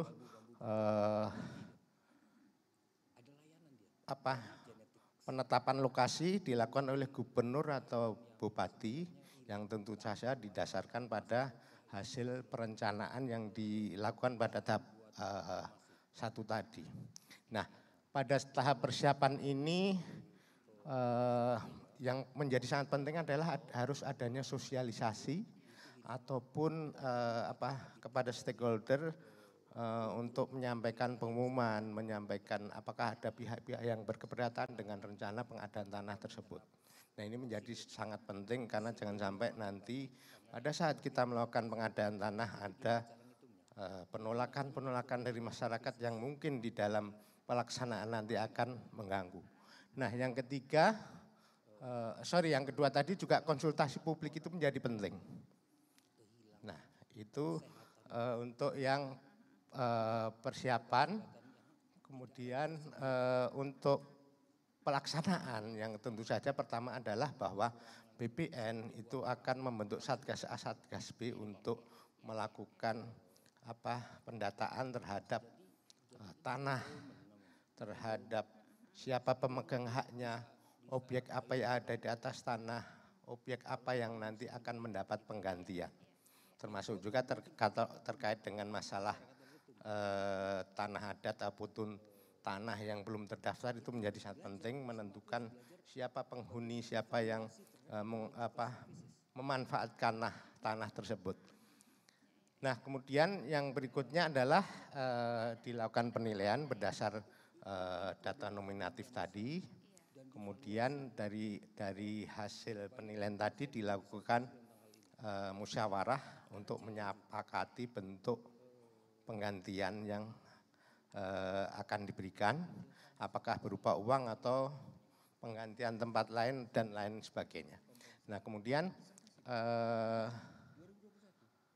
setelah disetujui tentu saja akan dilakukan pembayaran kepada pihak-pihak yang berhak. Nah, kemudian setelah itu nanti akan ada pelepasan hak oleh si pemegang hak kepada pihak yang memerlukan tanah. Nah, yang paling penting yang kita lakukan adalah bahwa seluruh proses-proses tadi harus dicatatkan di dalam berita acara untuk pendokumentasian. Nah, ini adalah untuk menjaga risiko-risiko yang akan terjadi apabila di dalam perjalanannya ada pihak-pihak yang tidak setuju atau dari pihak lain yang kira-kira nanti akan dapat menghambat pengadaan tanah tersebut. Yang tentu saja terakhir adalah bahwa setelah sertifikat tanah diterbitkan nanti oleh pihak BPN akan menyerahkannya kepada pihak yang memerlukan tanah. Nah, inilah rangkaian kegiatan di dalam melakukan penilaian untuk pengadaan tanah. Yang sangat penting tadi adalah bahwa dokumentasi pengadministrasian menjadi sangat penting. Kadang kita lupa, dokumentasi tidak kita perlukan, tidak kita lakukan, akhirnya dapat menjadi masalah di kemudian hari. Lanjut. Nah, khusus untuk penilaian pengadaan tanah ini, kami KPS MAPI telah memiliki standar penilaian Indonesia 204. Yang terbaru adalah tahun 2012, sebelumnya 2022, yang sebelumnya adalah SPI 306 2013. Nah, ini karena ada penyusunan peraturan maka KPSPI melakukan penyusunan menjadi SPI 204. Banyak hal-hal yang diubah, kita menyesuaikan dengan peraturan perundangan yang berlaku. Nah, biaya penggantian baru adalah didasarkan pada si pemilik tanah, nilai bagi si pemilik tanah, yaitu dapat setarakan dengan nilai pasar. Kalau Pak Nur tadi ada challenge Bapak, apakah dapat disetarakan dengan nilai pasar? Nah, di dalam penggantian itu adalah nilai pasar plus. Ada kerugian ekonomis, kerugian sosial dan lain-lain yang dapat diperhitungkan. Nah, kemudian kalau kita bicara di SPI, nilai penggantian wajar itu dapat dipersamakan dengan penggantian kerugian pada Undang-Undang Nomor 2 Tahun 2012. Lanjut. Nah, komponen nilai penggantian wajar terdiri dari nilai fisik, yaitu tanahnya itu sendiri, dan nilai non fisik yang terdiri dari satu premium terdiri dari kehilangan pekerjaan atau profesi. Kalau untuk rumah tinggal ada solasium atau emotional loss. Jadi kalau kita tinggal di satu rumah sudah berpuluh-puluh tahun pasti akan ada rasa emosional kehilangan rumah tersebut. Kemudian atau ada premium lain yang dapat diidentifikasi. Kemudian yang kedua adalah biaya transaksi, biaya pindah, pajak, dan lain-lain.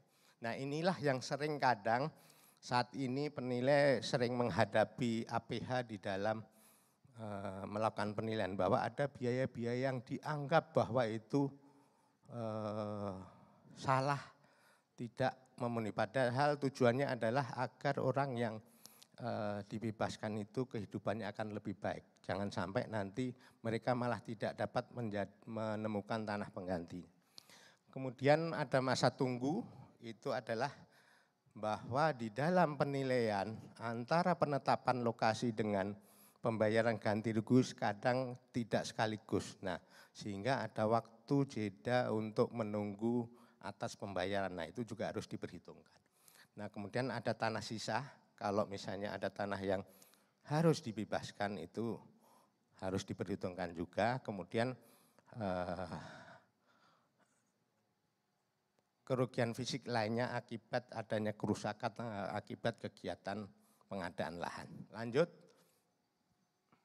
Nah, ini yang menjadi sangat penting kalau kita melakukan penilaian pengadaan tanah untuk tanah adat. Nah, di dalam SPI itu menyatakan SPI 204 bahwa di dalam melakukan penilaian tanah adat di tahap awal perencanaan itu harus melibatkan tenaga ahli. Sehingga nanti akan tahu kira-kira apa yang harus diganti. Kalau Pak Nur tadi kan tidak dapat diukur dengan uang saja. Nilai sosial itu apa yang harus diganti. Nah, sehingga nanti sebenarnya kalau untuk tanah adat ini bisa saja diganti dengan uang atau mungkin penggantian tempat lain. Nah, itu yang mungkin equal dengan apa yang menjadi manfaat bagi masyarakat adat. Nah, sehingga di dalam melakukan penilaian, penilai harus mengikuti pendapat ahli tersebut. Karena belum ada peraturan yang mengatur, terutama untuk tanah adat itu masih berbeda-beda. Masing-masing daerah mempunyai aturan yang berbeda. Sehingga tidak dapat kita standarkan. Di daerah ini yang harus diganti apa, di daerah ini apa. Nah, itu akan berbeda-beda. Lanjut. Nah, ini saya akan coba menyampaikan 2 studi kasus. Yang pertama adalah tanah hutan di proyek Bendung Lau Simeme di Sumatera Utara. Bahwa ini proyek ini berdiri di atas tanah hutan tanaman produksi tetap. Sehingga di dalam penilaiannya itu tanah tercatat sebagai punyanya Kementerian Lingkungan Hidup dan Kehutanan.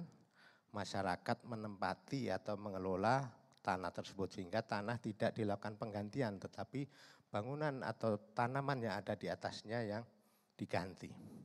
Tetapi problemnya masyarakat tetap mengklaim bahwa tanahnya minta diganti, padahal dia tidak mempunyai surat yang menunjukkan bahwa dia menguasai tanah tersebut, hanya dia menggarap. Lanjut. Nah, yang kita nilai adalah bangunan, tanaman, atau objek yang terkait dengan tanah di atasnya. Gitu. Nah, kemudian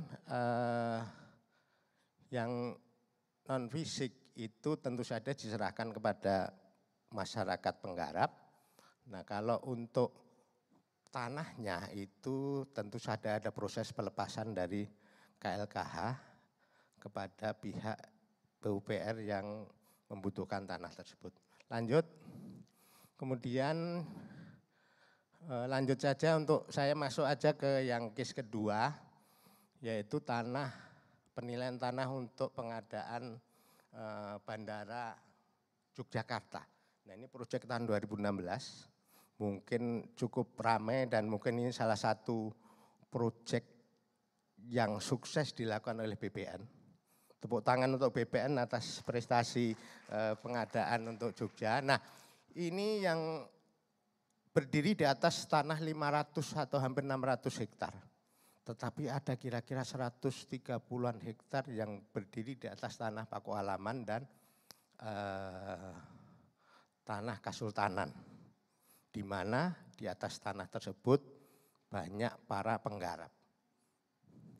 Lanjut. Nah ini saya akan coba menjelaskan. Jadi ada, kalau kita golongkan ada 4 jenis tanah di sana. 1 tanah Kasultanan, 2 tanah Kadipaten, tanah desa, dan tanah yang memang sudah dikuasai oleh masyarakat dengan hak tertentu. Nah pemegangnya Kasultanan Land adalah Kasultanan, Kadipaten adalah Kadipaten, kemudian pemerintah desa yang megang adalah pemerintah desa. Kemudian kalau yang individual tentu saja berdasar SHM atau SHGB mereka tercatat untuk itu. Nah kemudian siapa penggunanya? Penggunanya adalah masyarakat yang menggarap lah, istilahnya menggarap dengan surat keterangan dari Kasultanan atau Pakualaman, baik itu berupa kekancingan, ketitir atau anggaduh. Nah ini kalau di bahasa Indonesia kan sulit, apalagi di bahasa Inggris kan. Nah ini memang khas Jogja. Jadi kemudian yang Kadipaten juga begitu. Kemudian tanah desa itu dikuasai oleh pemerintah desa. Nah, untuk kompensasinya seperti apa? Nah, di tanah Kasultanan dan Kadipaten itu tanah penggantian tanah, uang penggantiannya diserahkan ke Kadipaten Pakualaman ataupun Kasultanan. Sementara bangunan, tanaman, dan kegiatan lain yang ada di atasnya itu diserahkan kepada masyarakat yang telah menempati sesuai dengan data yang diperoleh. Nah data itu adalah tercatat di pemerintah desa.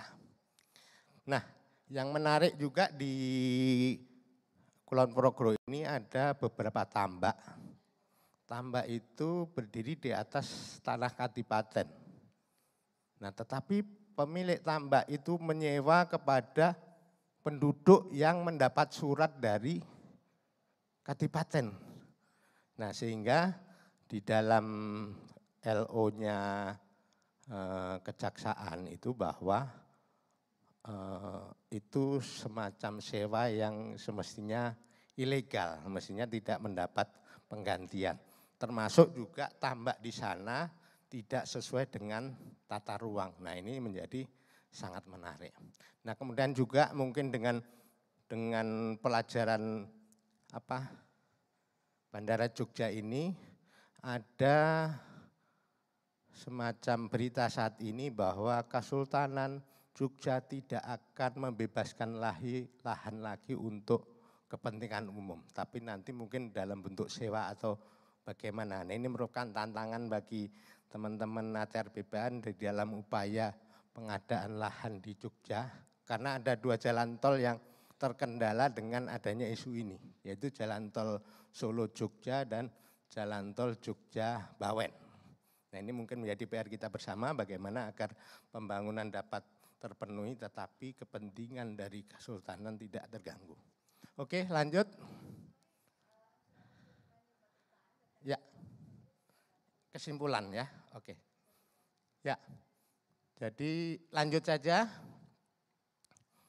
Nah, pelajaran apa yang dapat kita peroleh? Jadi karena adanya kekhususan di Jogja ini, itu adalah bahwa tanah Kasultanan dan Kadipaten itu sebenarnya tercatat di masing-masing desa.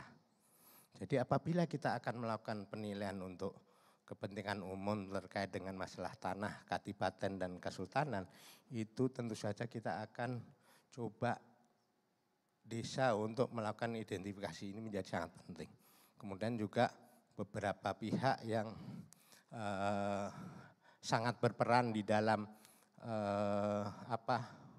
melakukan tinjauan awal itu menjadi sangat penting, harus kita perhatikan. Kemudian juga dengan adanya peraturan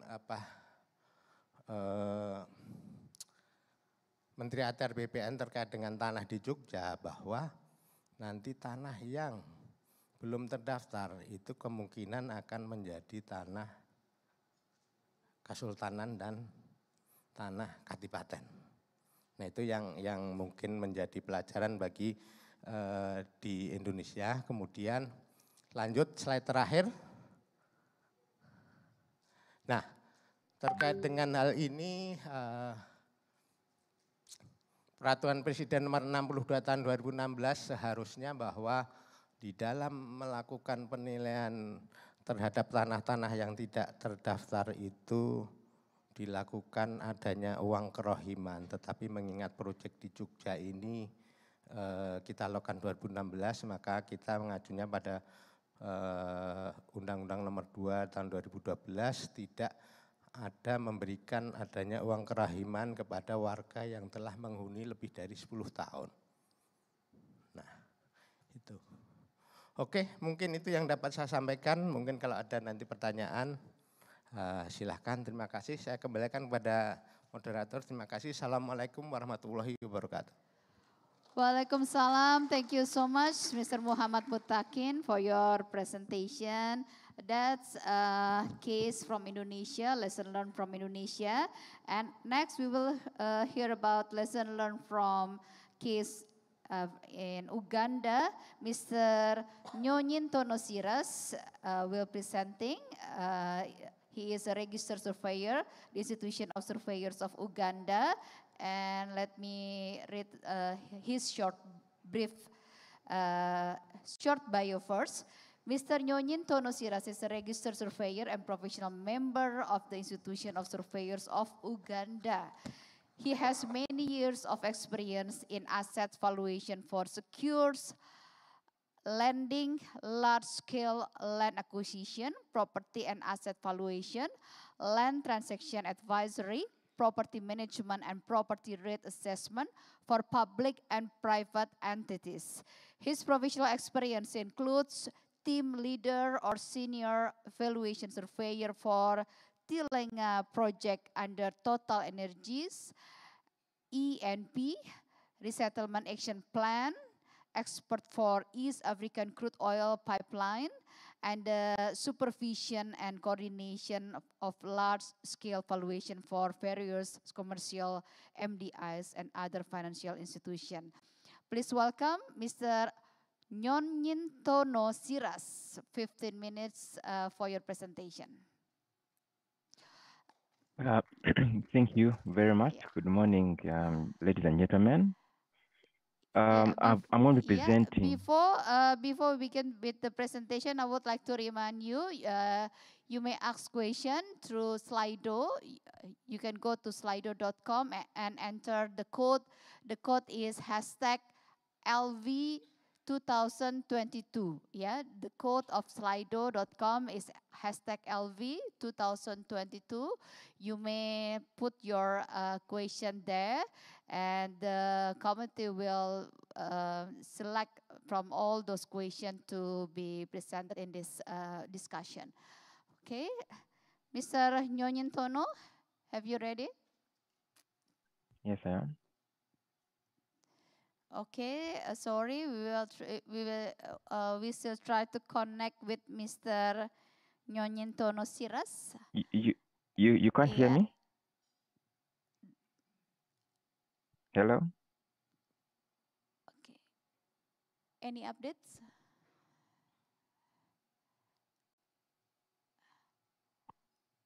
Can you hear me? Okay, wait a moment.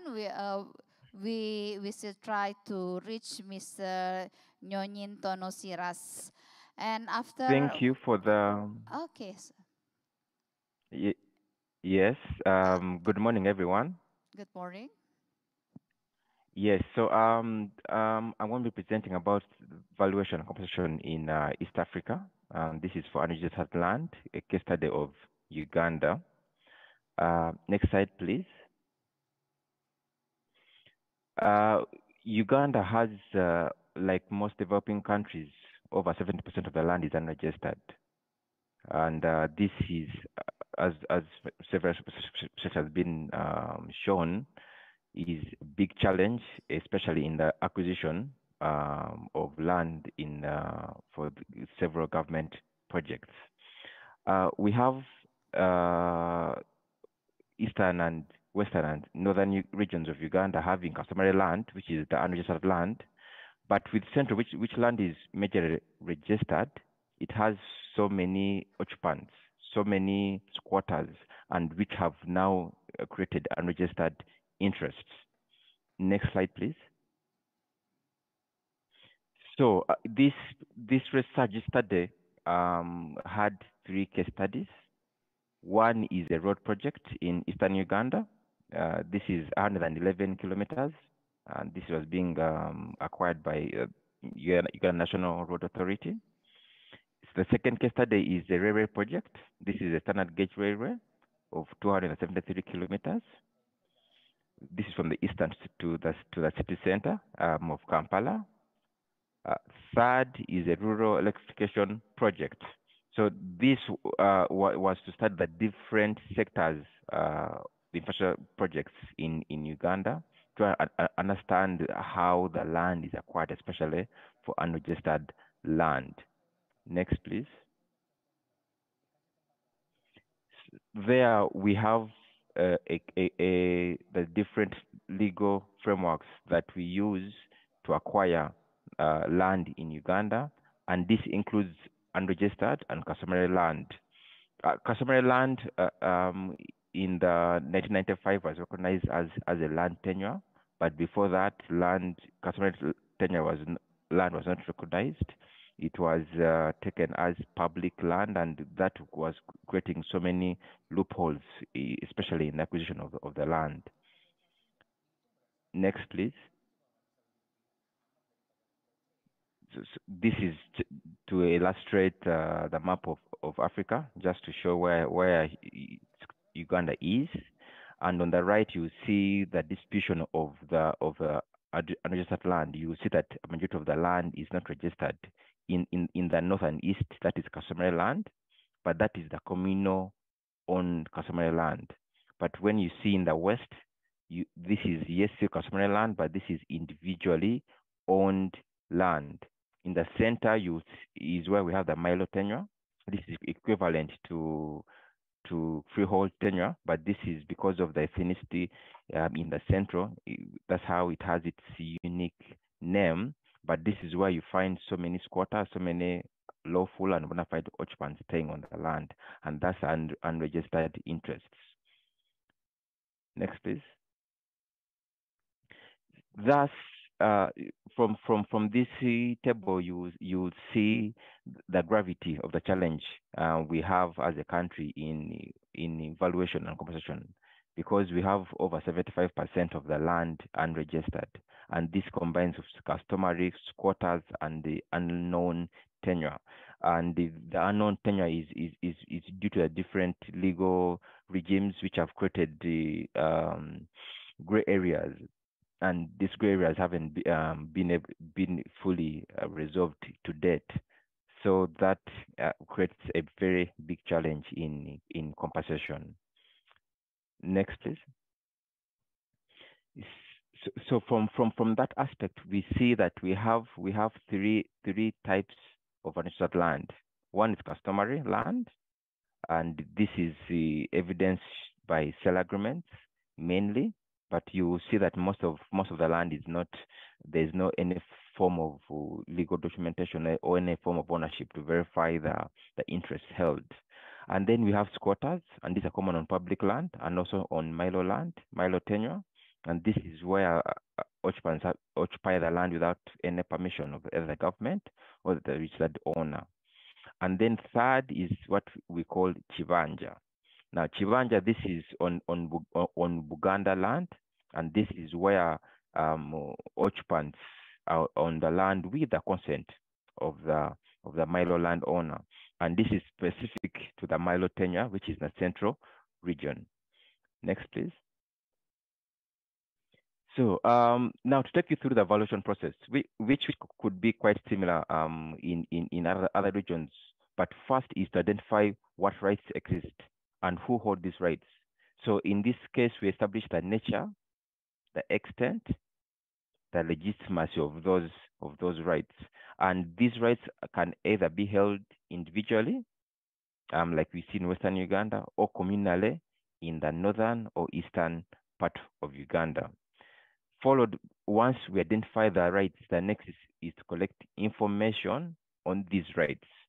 And this information is on either the unit of measure, unit of land, because for the different regions, the unit of measure differs, and that has to be established on a case by case basis, depending on the region that's being affected or the community that's being affected. But at the end of the day, once this unit is obtained, we convert it to a commonly known unit, and which is per acre, and that's how we're able to determine the rate to apply for these affected interests. Next, please.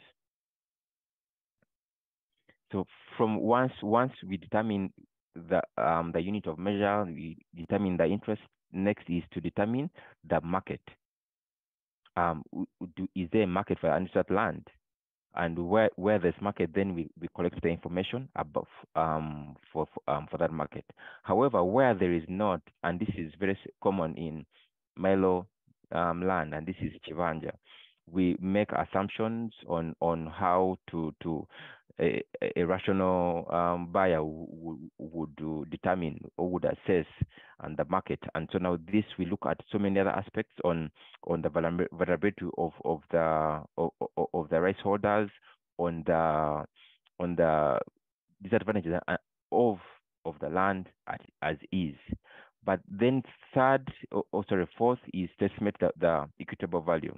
So now here in Uganda, our current legal framework states market value, but market value has its challenges. The fact that it is not, this is assumed without compulsion, assumes without a willing buyer and a willing seller, which is not the case in compulsory acquisition. And we are now using IVS, and which recommends equitable value, and equitable value. We have identified parties.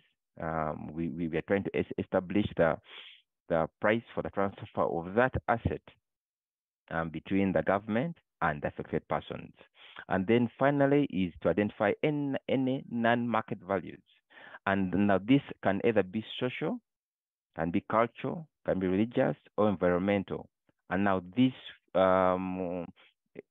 is a new norm that we are trying to attach to all the assessments that we are currently doing.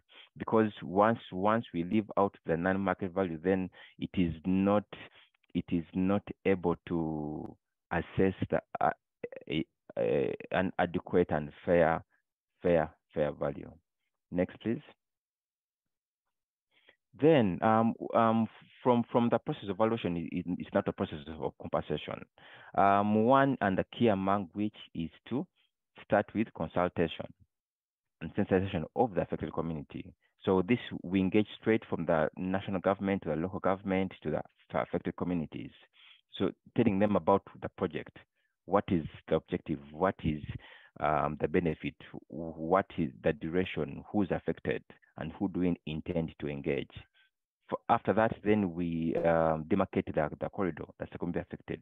Through demarcation, we're able to identify the rights holders. After identification, next is to carry out due diligence and verify who the actual rights holders are. And once this is the rights holders have been identified, next is to assess the land. And this, again, we use the IVS standards. Finally, is to award the compensation value. Next, please. So, but the gist of this process is the consultative process.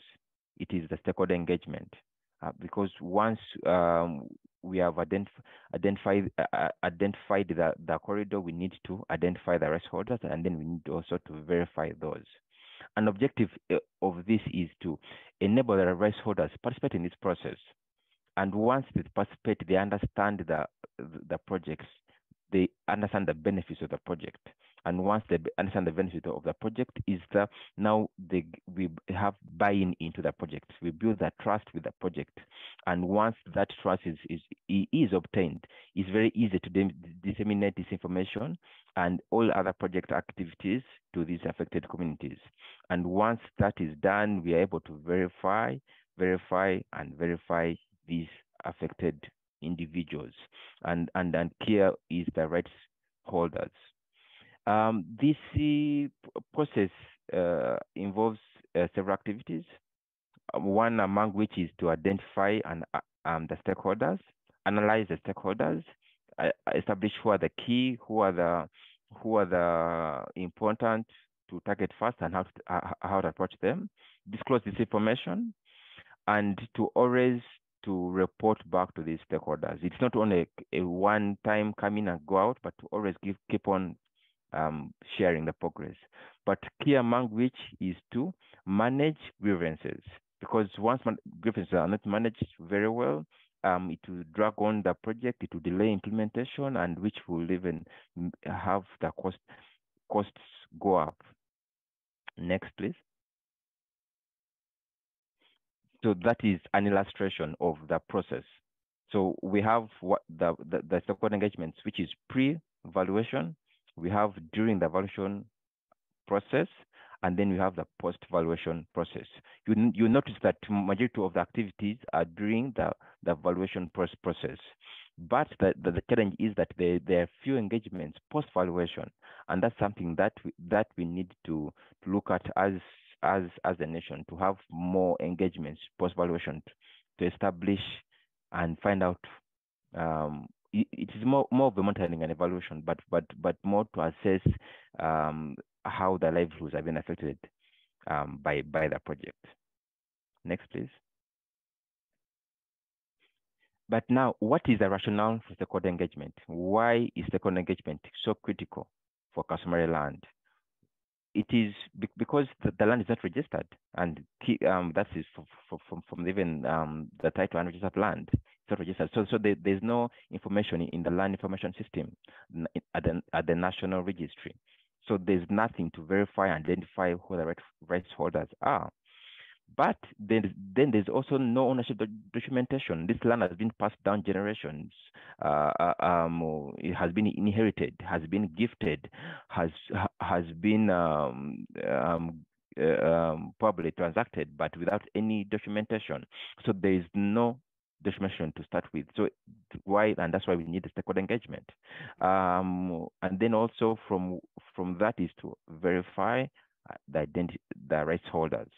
But then the other thing is that there usually land disputes pre-project, also some which come out because the project is there, and especially where there's a competition element, where there's a money element, usually disputes arise. However, stakeholder engagement is able to resolve this and be able to allow the project to proceed. Next, please. So those are the key stakeholders. Again, as I said, for the national government, this is where we have the Ministry of Lands, Housing and Urban Development. This is the line ministry for the land acquisition. Then we have the chief government valuer. So now this is the government official who approves all land acquisition values or valuation reports in the country. So and the chief government valuer sits at the ministry offices, and he or she is really a key stakeholder in this process. And then we have the Uganda Land Commission. This holds all government land. And then from there we have the local government authorities. This is from the district to the city, town council, sub-county, up to the village, up to the last level of authority.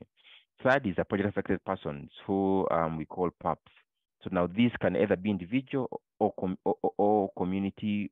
These are either directly or indirectly affected. These are identified and these have to be engaged. And then another group is the vulnerable groups. These are given special interest given their level of vulnerability. And now this is dependent on their gender, on their age, on their physical disability or economic disadvantage. So now these are engaged specifically and to understand how the project is going to affect them and try and prepare them to the effects of these projects. Next, please. So having understood the different stakeholders, there's a different communication to these stakeholders, because the ones who are more illiterate and these are the government agencies, both local and the central, is through letters, through letters inviting them to these engagements. Then we have newspaper advertisements. We have a local radio advertisement, and this is for the communities and the local government authorities. Then we have the door-to-door reminders, and this is done by the local council executive committee, where all the inhabitants or the residents of that village are informed and reminded, even a few days or a day to the community engagements, to come and attend and be sensitized and be informed about the project. And of course, throughout the process, there are reminders and other engagements if they're invited to. Next, please. Then, but these are the verification team. Of course, we have the technical team with the land surveyor, the valuers, the legal experts. But then we also have the other. This is the government agencies, which are from the districts all the way up to the lower levels. Mr. Next, Siras, please. I'm sorry, I have to remind you about time.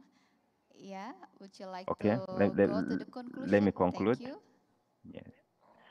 So if from just this slide is that one is the community compensation is one of the approaches that's being used in Uganda. This is where compensation is not paid to the individuals, but it is paid to the communities. And now, but that has its challenges.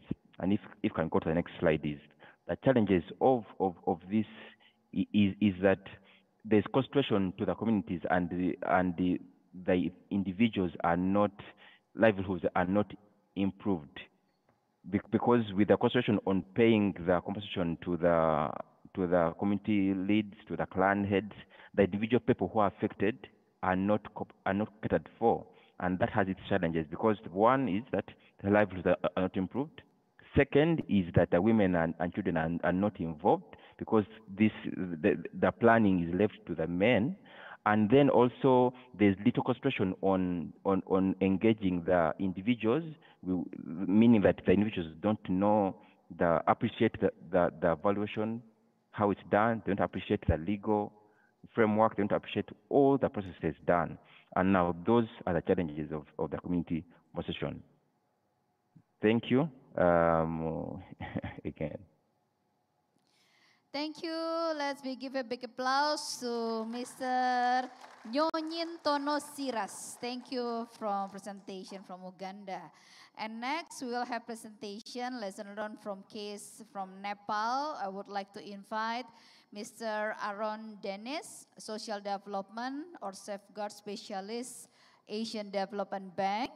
Mr. Aaron Dennis is a Social Development Specialist with ADB's South Asia Energy Division. Aaron has worked on land acquisition and resettlement issues in Indonesia, Nepal, India, and Bangladesh.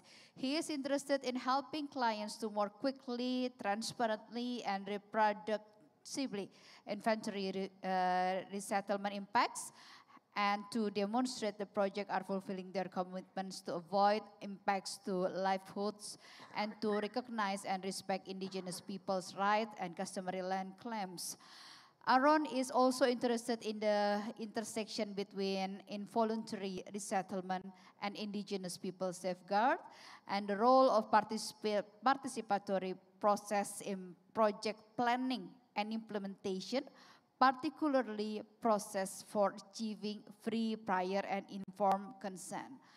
And with Aaron, will be also presenting to us Mr. Laxmi Prasad Subaidi as a Social Development or Safeguard Specialist, Asian Development Bank.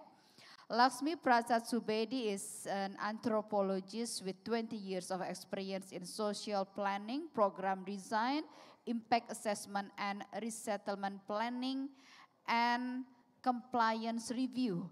Laxmi has been working as a safeguard specialist in Asian Development Bank Nepal Resident Mission since 2010.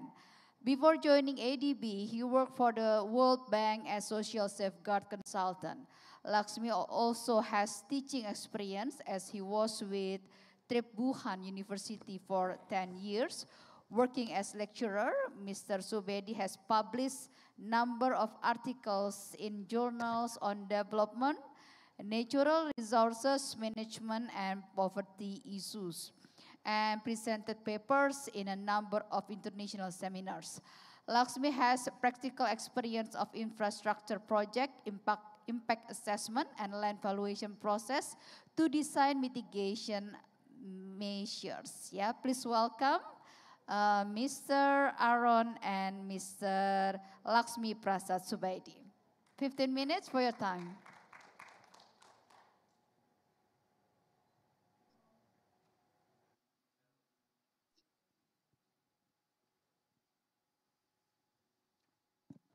Yes, you may begin your presentation.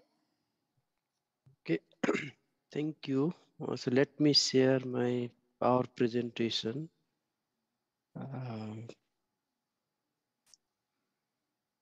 So is this on the screen now? Looks good. Yeah. Okay, thank you. Good morning, ladies and gentlemen. This is a joint presentation with my colleague Aaron and me. We are presenting valuation and compensation of unregistered land or customary lands and cases from Nepal. So here, like the previous presenters and the learnings from the presentation from the Indonesia and the Uganda, let us also set some contextual challenges that we are facing in recognizing as well as compensating the customary lands or the unregistered land, unregistered lands. And there are the land tenure system and registration system like in other countries. In Nepal also there is a land tenure system, so it's relatively new, or it is also try to regulate by legal or the institutional reforms, and still it is evolving on the recognition pattern. So there are varied legal practices for registration of the land ownership. In Nepal, there are two ways of recognizing the lands. That is the formal land titling, which is governed by the government land administration system through the cadastral map preparation. So there are two sets of cadastral maps prepared in Nepal.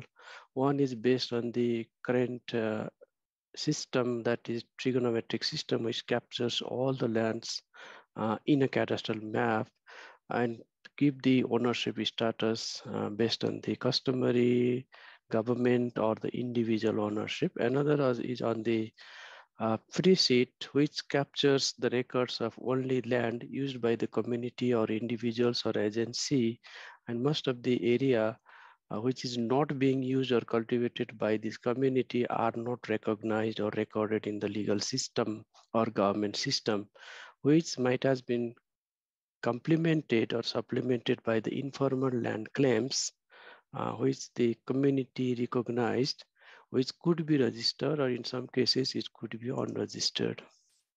So if we see the types of untitled lands claim, there we can largely divide them into two categories. Some lands, those they are non-title, unregistered, or customary claim, could be divided into the having some legalizable rights or the non-unrecognizable rights. So it also form into the public land claimed by some individual owners, which could be legalizable, individual or institutional use and claim missed out from formal process, which also could be a legalizable right and recognized from the government or the formal government system. Then the tenant's land, which would be a private or the government with the registered tenants, that could be a good basis for the compensation or the legal rights. And it sometimes it could be title, sometimes it could not be a title. And another is lands being squatted or encroached beyond the or outside the individual land ownership. So this type of practices are in Nepal. So let us discuss on the how the non-titled lands are being compensated in the development projects. So based on the current practices, there is no specific method for valuation on the non-titled lands being used in Nepal. There is a very clear difference between the title land and the non-titled lands in Nepal. The compensation has been given with the relative value to the title lands. So if title lands and the compensation vary from 10 to 95% of the title land. So to evaluate that, there is some indicators has been developed by the government on an ad hoc basis, not on a systemic basis, to use for the percentage determination. In some cases, there is a land-based income or productivity used for calculation of the non-title land compensation. So let us given the how these indicators are being used. So to evaluate the title land, generally the government or there is no formal valuation system in Nepal, like in the Indonesia or the Uganda, just we have say got the reference from there.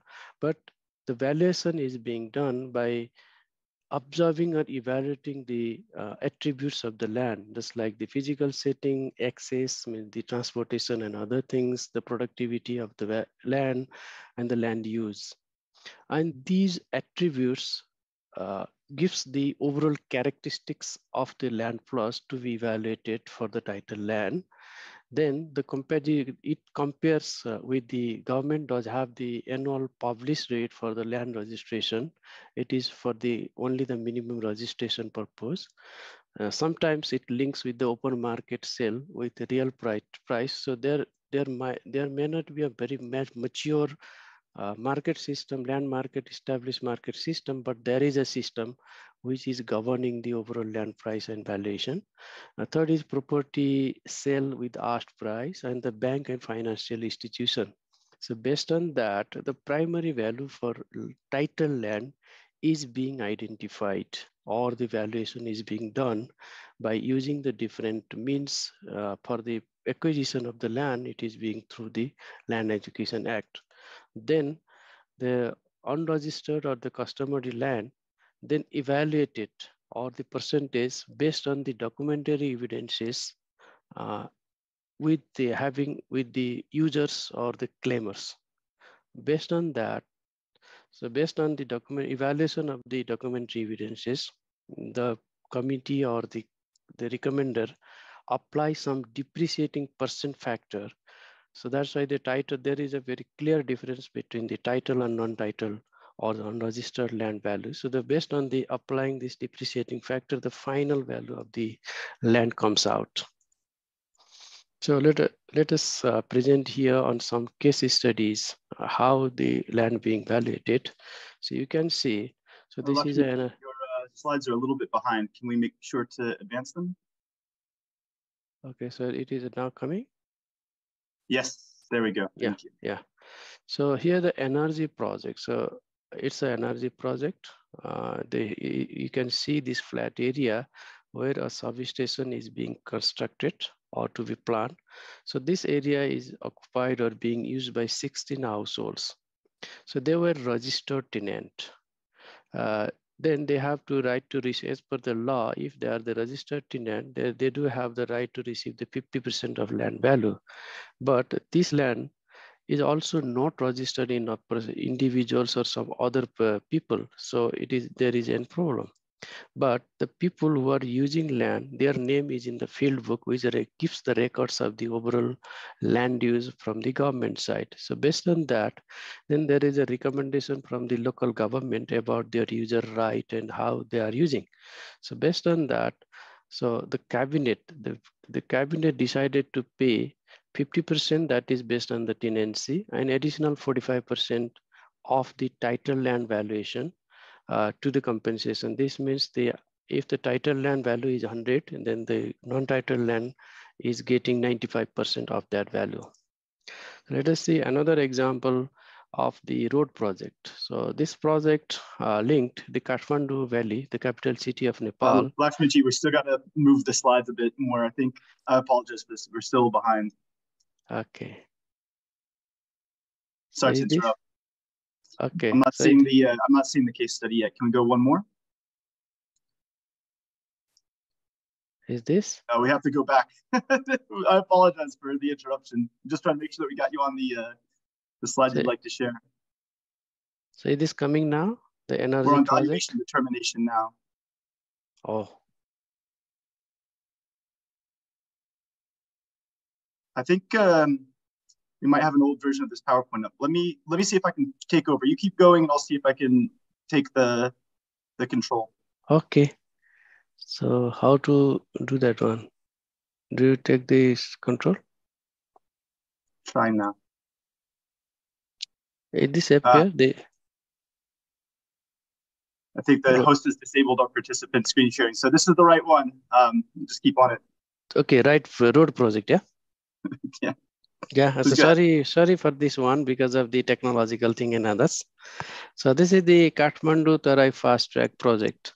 So here people are using land for generations. No claims from the others means either the government or others, but that they are continuously using this land, but they do not have the title. Both government and community recognize the land belongs to them. So then again, so because there is not much systemic approach to pay compensation for the non-title lands or unregistered, then here the cabinet made a policy decision to pay compensation of the title, 75% of the title land if somebody losing the entire land. And if they are losing the partial land or the partial piece of the land, then they are entitled to pay 66%. So this means there is factors the government is using to pay compensation to determine the compensations here. Why?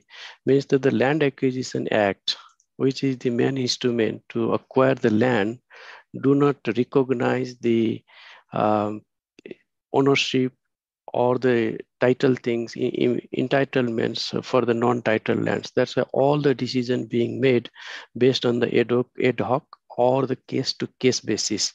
So here sometimes it goes to 10%, sometimes 20%, sometimes 90%, sometimes 75%. So now am I in the next slide here? I'm moving to the another slide. Is this appear now? We're a little bit behind on the PowerPoint. I think that they've got the different versions. So okay, you're sort of on your own. Okay. So another practice in Nepal is using the crop production. So this the government calculate the land where the people are using. They do the calculation of the annual total agricultural product of that land. So just like if there's a here, I am presenting here seed that is being used to calculate, just like the paddy, maize, and potato, 3 crops in that land. Then there is a system within the agriculture knowledge center or government office. They do have the productivity, annual productivity, then multiply the productivity by market rate of that product. So then it comes to a total land value. So this practice is being done, and it also the annual products is being multiplied by number of years to make it the sometimes replacement or to make it the comparable price of the title land. So this is another practice being used in Nepal. So here, so they do use some indicators or the documentous evidences to determine the percent thresholds. For that, we also doesn't know in detail how these percent thresholds are being determined, and we are planning to have some study on this to do this one. But here, if we see the practices of the valuation, these comparison of the title land, somewhere they are using the comparative analysis method, somewhere they are using the income method, and somewhere they are using the income capitalization methods, but without referring the international valuation standards.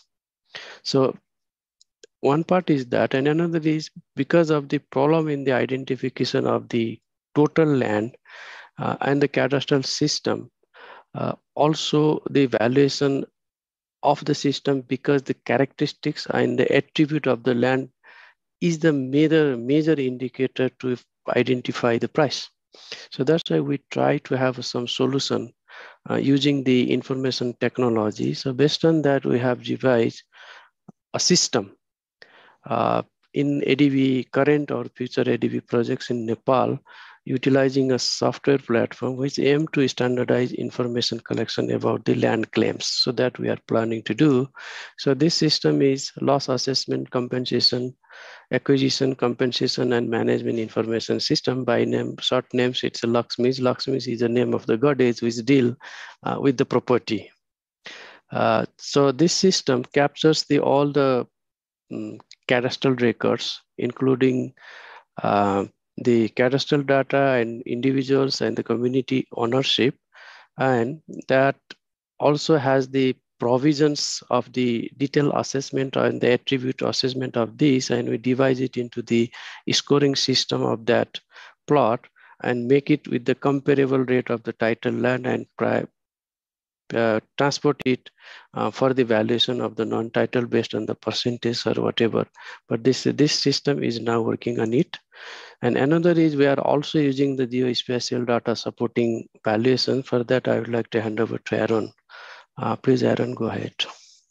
Thank you, Lakshmiji. I think we are out of time, so we'll keep this quick. The concluding bits of this that we were just trying to emphasize is, as some of the earlier speakers were saying, we would like to be able to assign the values that are being used for title land also to non-title land. But of course, there's a lot of challenges with how one goes about getting these in. I've got the sign up again for time being up, so we'll just kind of scroll through some pictures and say thank you very much for the opportunity. Maybe we can address more of this in Q&A.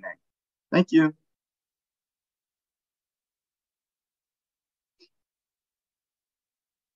So thank you, Mr. Aaron Dennis and Lakshmi Prasad Subaidi for your presentation. Yeah. Next, after we learn from Nepal, we would like to learn another case from Sri Lanka. We have Mr. Razak M. Ghani as a Senior Social Development Specialist, World Bank. Mr. Razak is a Senior Social Development Specialist of the World Bank and supported social safeguards of the World Bank project in Sri Lanka until 2016, including some high-risk projects such as Metro Colombo Urban Development Project and the Strategic Cities Development Project. Prior to joining the World Bank, he was a professor of sociology at University of Paradeniya, Sri Lanka, and provided consultancy to Asian Development Bank, International Fund for Agriculture Development, and other international development agencies. He is a PhD in applied sociology from La Trobe University, Melbourne, Australia. Please welcome Mr. Razak M. Ghani. You have 15 minutes, Mr. Ghani. Thank you. Hello, everyone. Good afternoon. It is very prestigious to coming in presenting Sri Lanka case. I'm happy to explain what Sri Lanka case study can share in this important international conference. The story of Sri Lanka is how incremental improvements being made in land acquisition regulation and practice in Sri Lanka. So I am going to present a kind of a background. Next slide, please. Next slide, sorry. Next slide. Sorry. Okay. So Sri Lanka case is kind of, a kind of progressive change has been made over the past several years. There are the laws and regulatory frameworks which developed over the past wanted to ensure that, tenure security for the individuals residing and using the land, and also, more importantly, prevent forced displacement and eviction. The legal and policy frameworks which gradually improve the recognition of the rights of owning land and possession of land, although there are some shortcomings remain, which I explained later. It is important to note that it reflects a change of a movement, or the changes on the all reforms taken place towards good governance with increased transparency, predictability, and consultation with the affected persons as well as appeal option. So it is a kind of a progressive changes made over the couple of years. The story of Sri Lanka shows about how unregistered land occupiers have been brought into the equal as land title holders as well. So I go for the next as a background. Next slide, please. Sorry, previous one, sorry. Yeah, this one is the foundation for the land acquisition regulation in Sri Lanka, which is called Land Acquisition Act in 1950s. It authorizes acquisition of private lands for the public purposes without offering full rehabilitation or livelihood restoration. The compensation are paid cash for loss of land, structures for crops, only for the project person with have the documentary evidence of ownership. It does not provide any physical relocation or household resettlement assistance. It's only provide giving piece of land in lieu of the land acquired, alternative land if available. In other words, the land is given when there are land available for the compensate for land. Next slide, please. So this is the important reform made in Sri Lanka, which is we call National Involuntary Resettlement Policy, which is simply called as NIRP. This is brought in 2001. Basically, this was approved by the cabinet to decide and introduce changes in the management of land acquisition resettlement in the country, which is applicable to development-induced involuntary resettlement only, not conflict-induced, but resettlement which are induced by development projects. So this particular NIRP intend to address the gaps between the country's Land Acquisition Act as well as bringing the international standard in resettlement process. This is a policy statement on land acquisition, compensation at full replacement cost, including the transaction cost, livelihood restoration, and physical relocation. It's also defined the institutional responsibilities in implementing the resettlement and management of land acquisition. But it did not provide detailed process how it should activate the policy statement, achieve the policy statement. The main agency which is responsible for the NIRP is Ministry of Land Development, which is expected to draft amendments in time to time for the Land Acquisition Act, prepare regulation and guideline in line with the NIRP. I'll come back to some number of regulations made based on the NIRP. However, it is to mention that no legal amendments to Land Acquisition Act so far made. Its 1950 Land Acquisition Act still remains as the foundation, but it informed the gradual development of a series of implementation regulation of the Land Acquisition Act. Next slide, please. So this is some which I want to emphasize how the Land Acquisition Act versus NIRP different in treating the unregistered landowners and unregistered lands, as well as the bringing the level of resettlement assistance into national standards. There are a number of dimensions where we can consider. The payment of compensation in the Land Acquisition Act does not consider is important. It's under urgency provision, the land was taken. But NIRP, it very clearly says to guarantee the affected people or the persons prior to displacement, their compensation to be made. And also scope of affected person is narrowly defined in the Land Acquisition Act. But in the NIRP, which is the policy statement 2001, brings the number of different individuals or affected person into as the compensation process.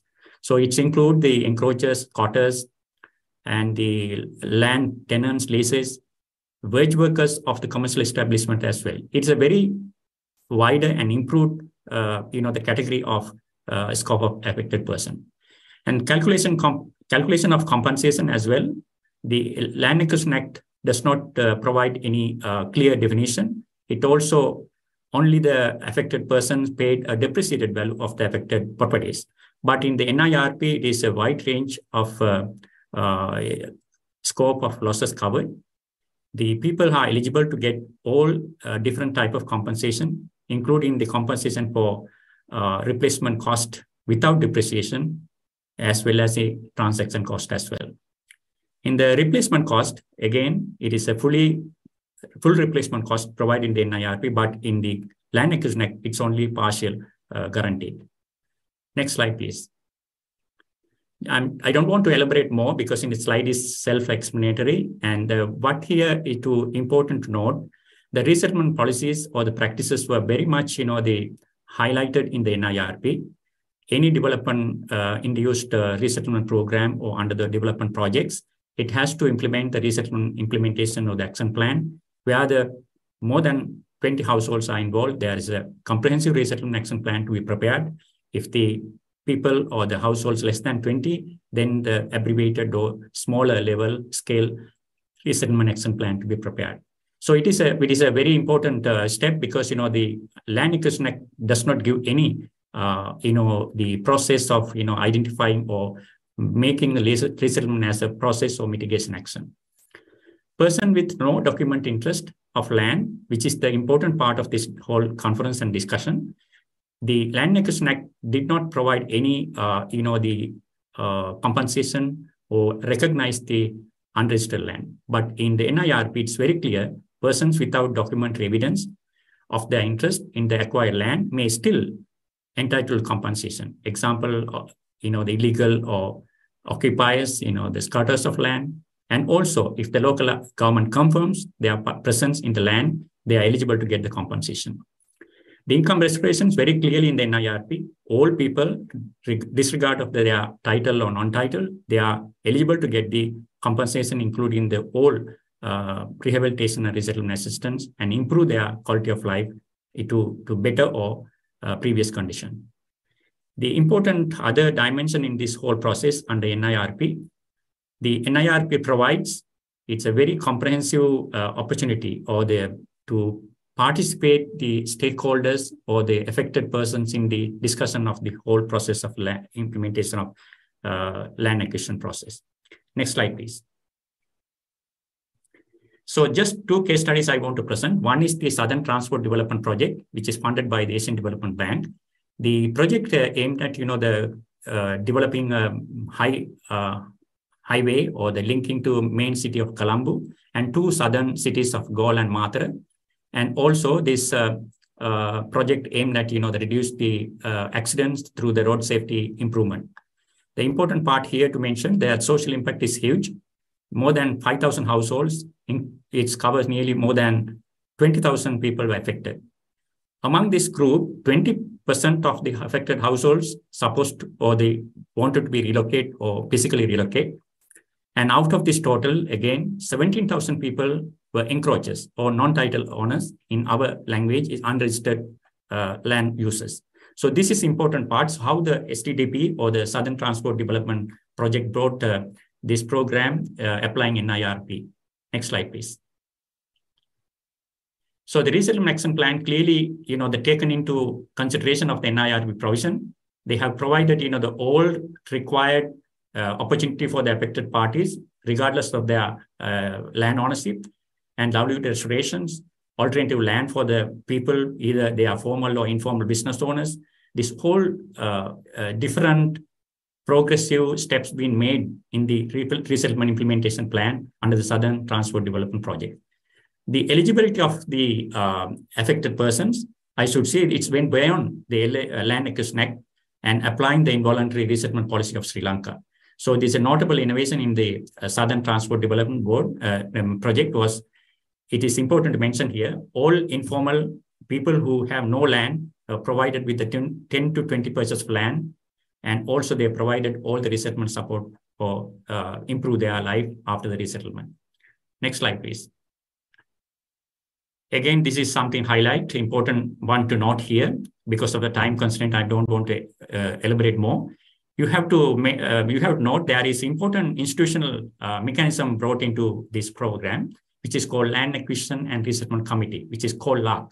LARC is the institutional body, which is the local government agencies, together with the head of the government of all important parties of this resettlement and land acquisition process, brought into a kind of institution. They are allowed to decide the compensation package for all affected persons, including the informal users and unregistered land. So I'll go for next slide. So these are some of the features where the houses were provided for the people who completely resettled in these some of the features. Next slide, please. So the two important regulations brought based on the NIRP, one is the 2008 Land Regulation Act, which recognized that the people have rights to the claim relocation assistance. They were provided the opportunity to participate in the LARC or the Land Acquisition Resettlement Committee. And 2008 also gave the national policy for getting into the one consolidated framework of the compensation and valuation. Yeah, next slide, please. The Land Acquisition Regulation 2013 is further go beyond the provisions using the NIRP, National Resettlement Implementation Policy. It's also take into consideration that the affected persons can determine their entitlements and negotiate compensation with the team of the LARC or Super LARC team. So additional compensation package include number of things: loss of land, replacement cost, loss of houses, structures, and tenants for dwellers or encroachers, an incentive allowance for vacation of houses, shifting cost for affected families, support for vulnerable groups like female head household or small farmers, person with disabilities. Affected person code also appealed to Super LARC, which is another layer, which is the top level government agencies at the district level. They are heading this institution. They can go, if they don't happy or satisfied with the decision made by the LARC, Land Acquisition Resettlement Committee, they can appeal it to Super LARC, which is the high level officials. They can listen to their grievances and provide the reasonable compensation. This is an important step in the land acquisition process in Sri Lanka. Next slide, please. I'll go quickly. This is the second project, which is funded by the World Bank, the Strategic Cities Development Project, which is considered as one of the best projects so far in Sri Lanka, supported by the World Bank. Resettlement Action Plan is a much more improved version of the Resettlement Implementation Plan of the ADB. It covered the large number of, the compensations, the affected persons and their losses, and provide the lot of opportunities and people to participate in the process, as well as the considered as one of the best way of resettling or managing resettlement impact in Sri Lanka. Next slide, please. And important note here, internal matrix, there is provisions provided in the internal matrix to establish the project-specific integral assessment committee. This committee is chaired by the valuation department and the treasury, as well as the Minister of Finance. All the important people come together, and the specific issues encountered by the project being resolved, particularly regarding the compensation valuation process as well as rehabilitation assistance. Next slide, please. So this is some of the pictures. You can see the group of the LARC team there and some of the interventions made by the Strategic Cities Development Project and houses provided for those people affected by it. Next slide. And conclusion, I should mention the important note here. The National Involuntary Resettlement Policy is a key shift in the land acquisition process in Sri Lanka, which is state-centric approach to people-focused approach. It's also bring the National Compensation Policy together through the Regulation 2008 and 2013, reflected the application of NIRP principles. Affected person without document title, land should receive fair and just treatment. It is an important note that all people, regardless of their land ownership, they are able to get the fair and just the compensation. Vulnerable groups included there as well. And there are some gaps remaining here. I'm not saying that this is a full and the meeting the international standard fully, but it is denoted that this legal provisions provided by the NIRP only applied a number of projects, which is 18 in number. They are kind of the projects which are high impact, high risk, high impact projects like which I mentioned, the Metro Colombo project or the Strategic Cities project, where the financial institution, international financial institution, the government can agree this as important project, then the specified project regulations apply. So 18 projects already there. So the story of Sri Lanka is 3. Important is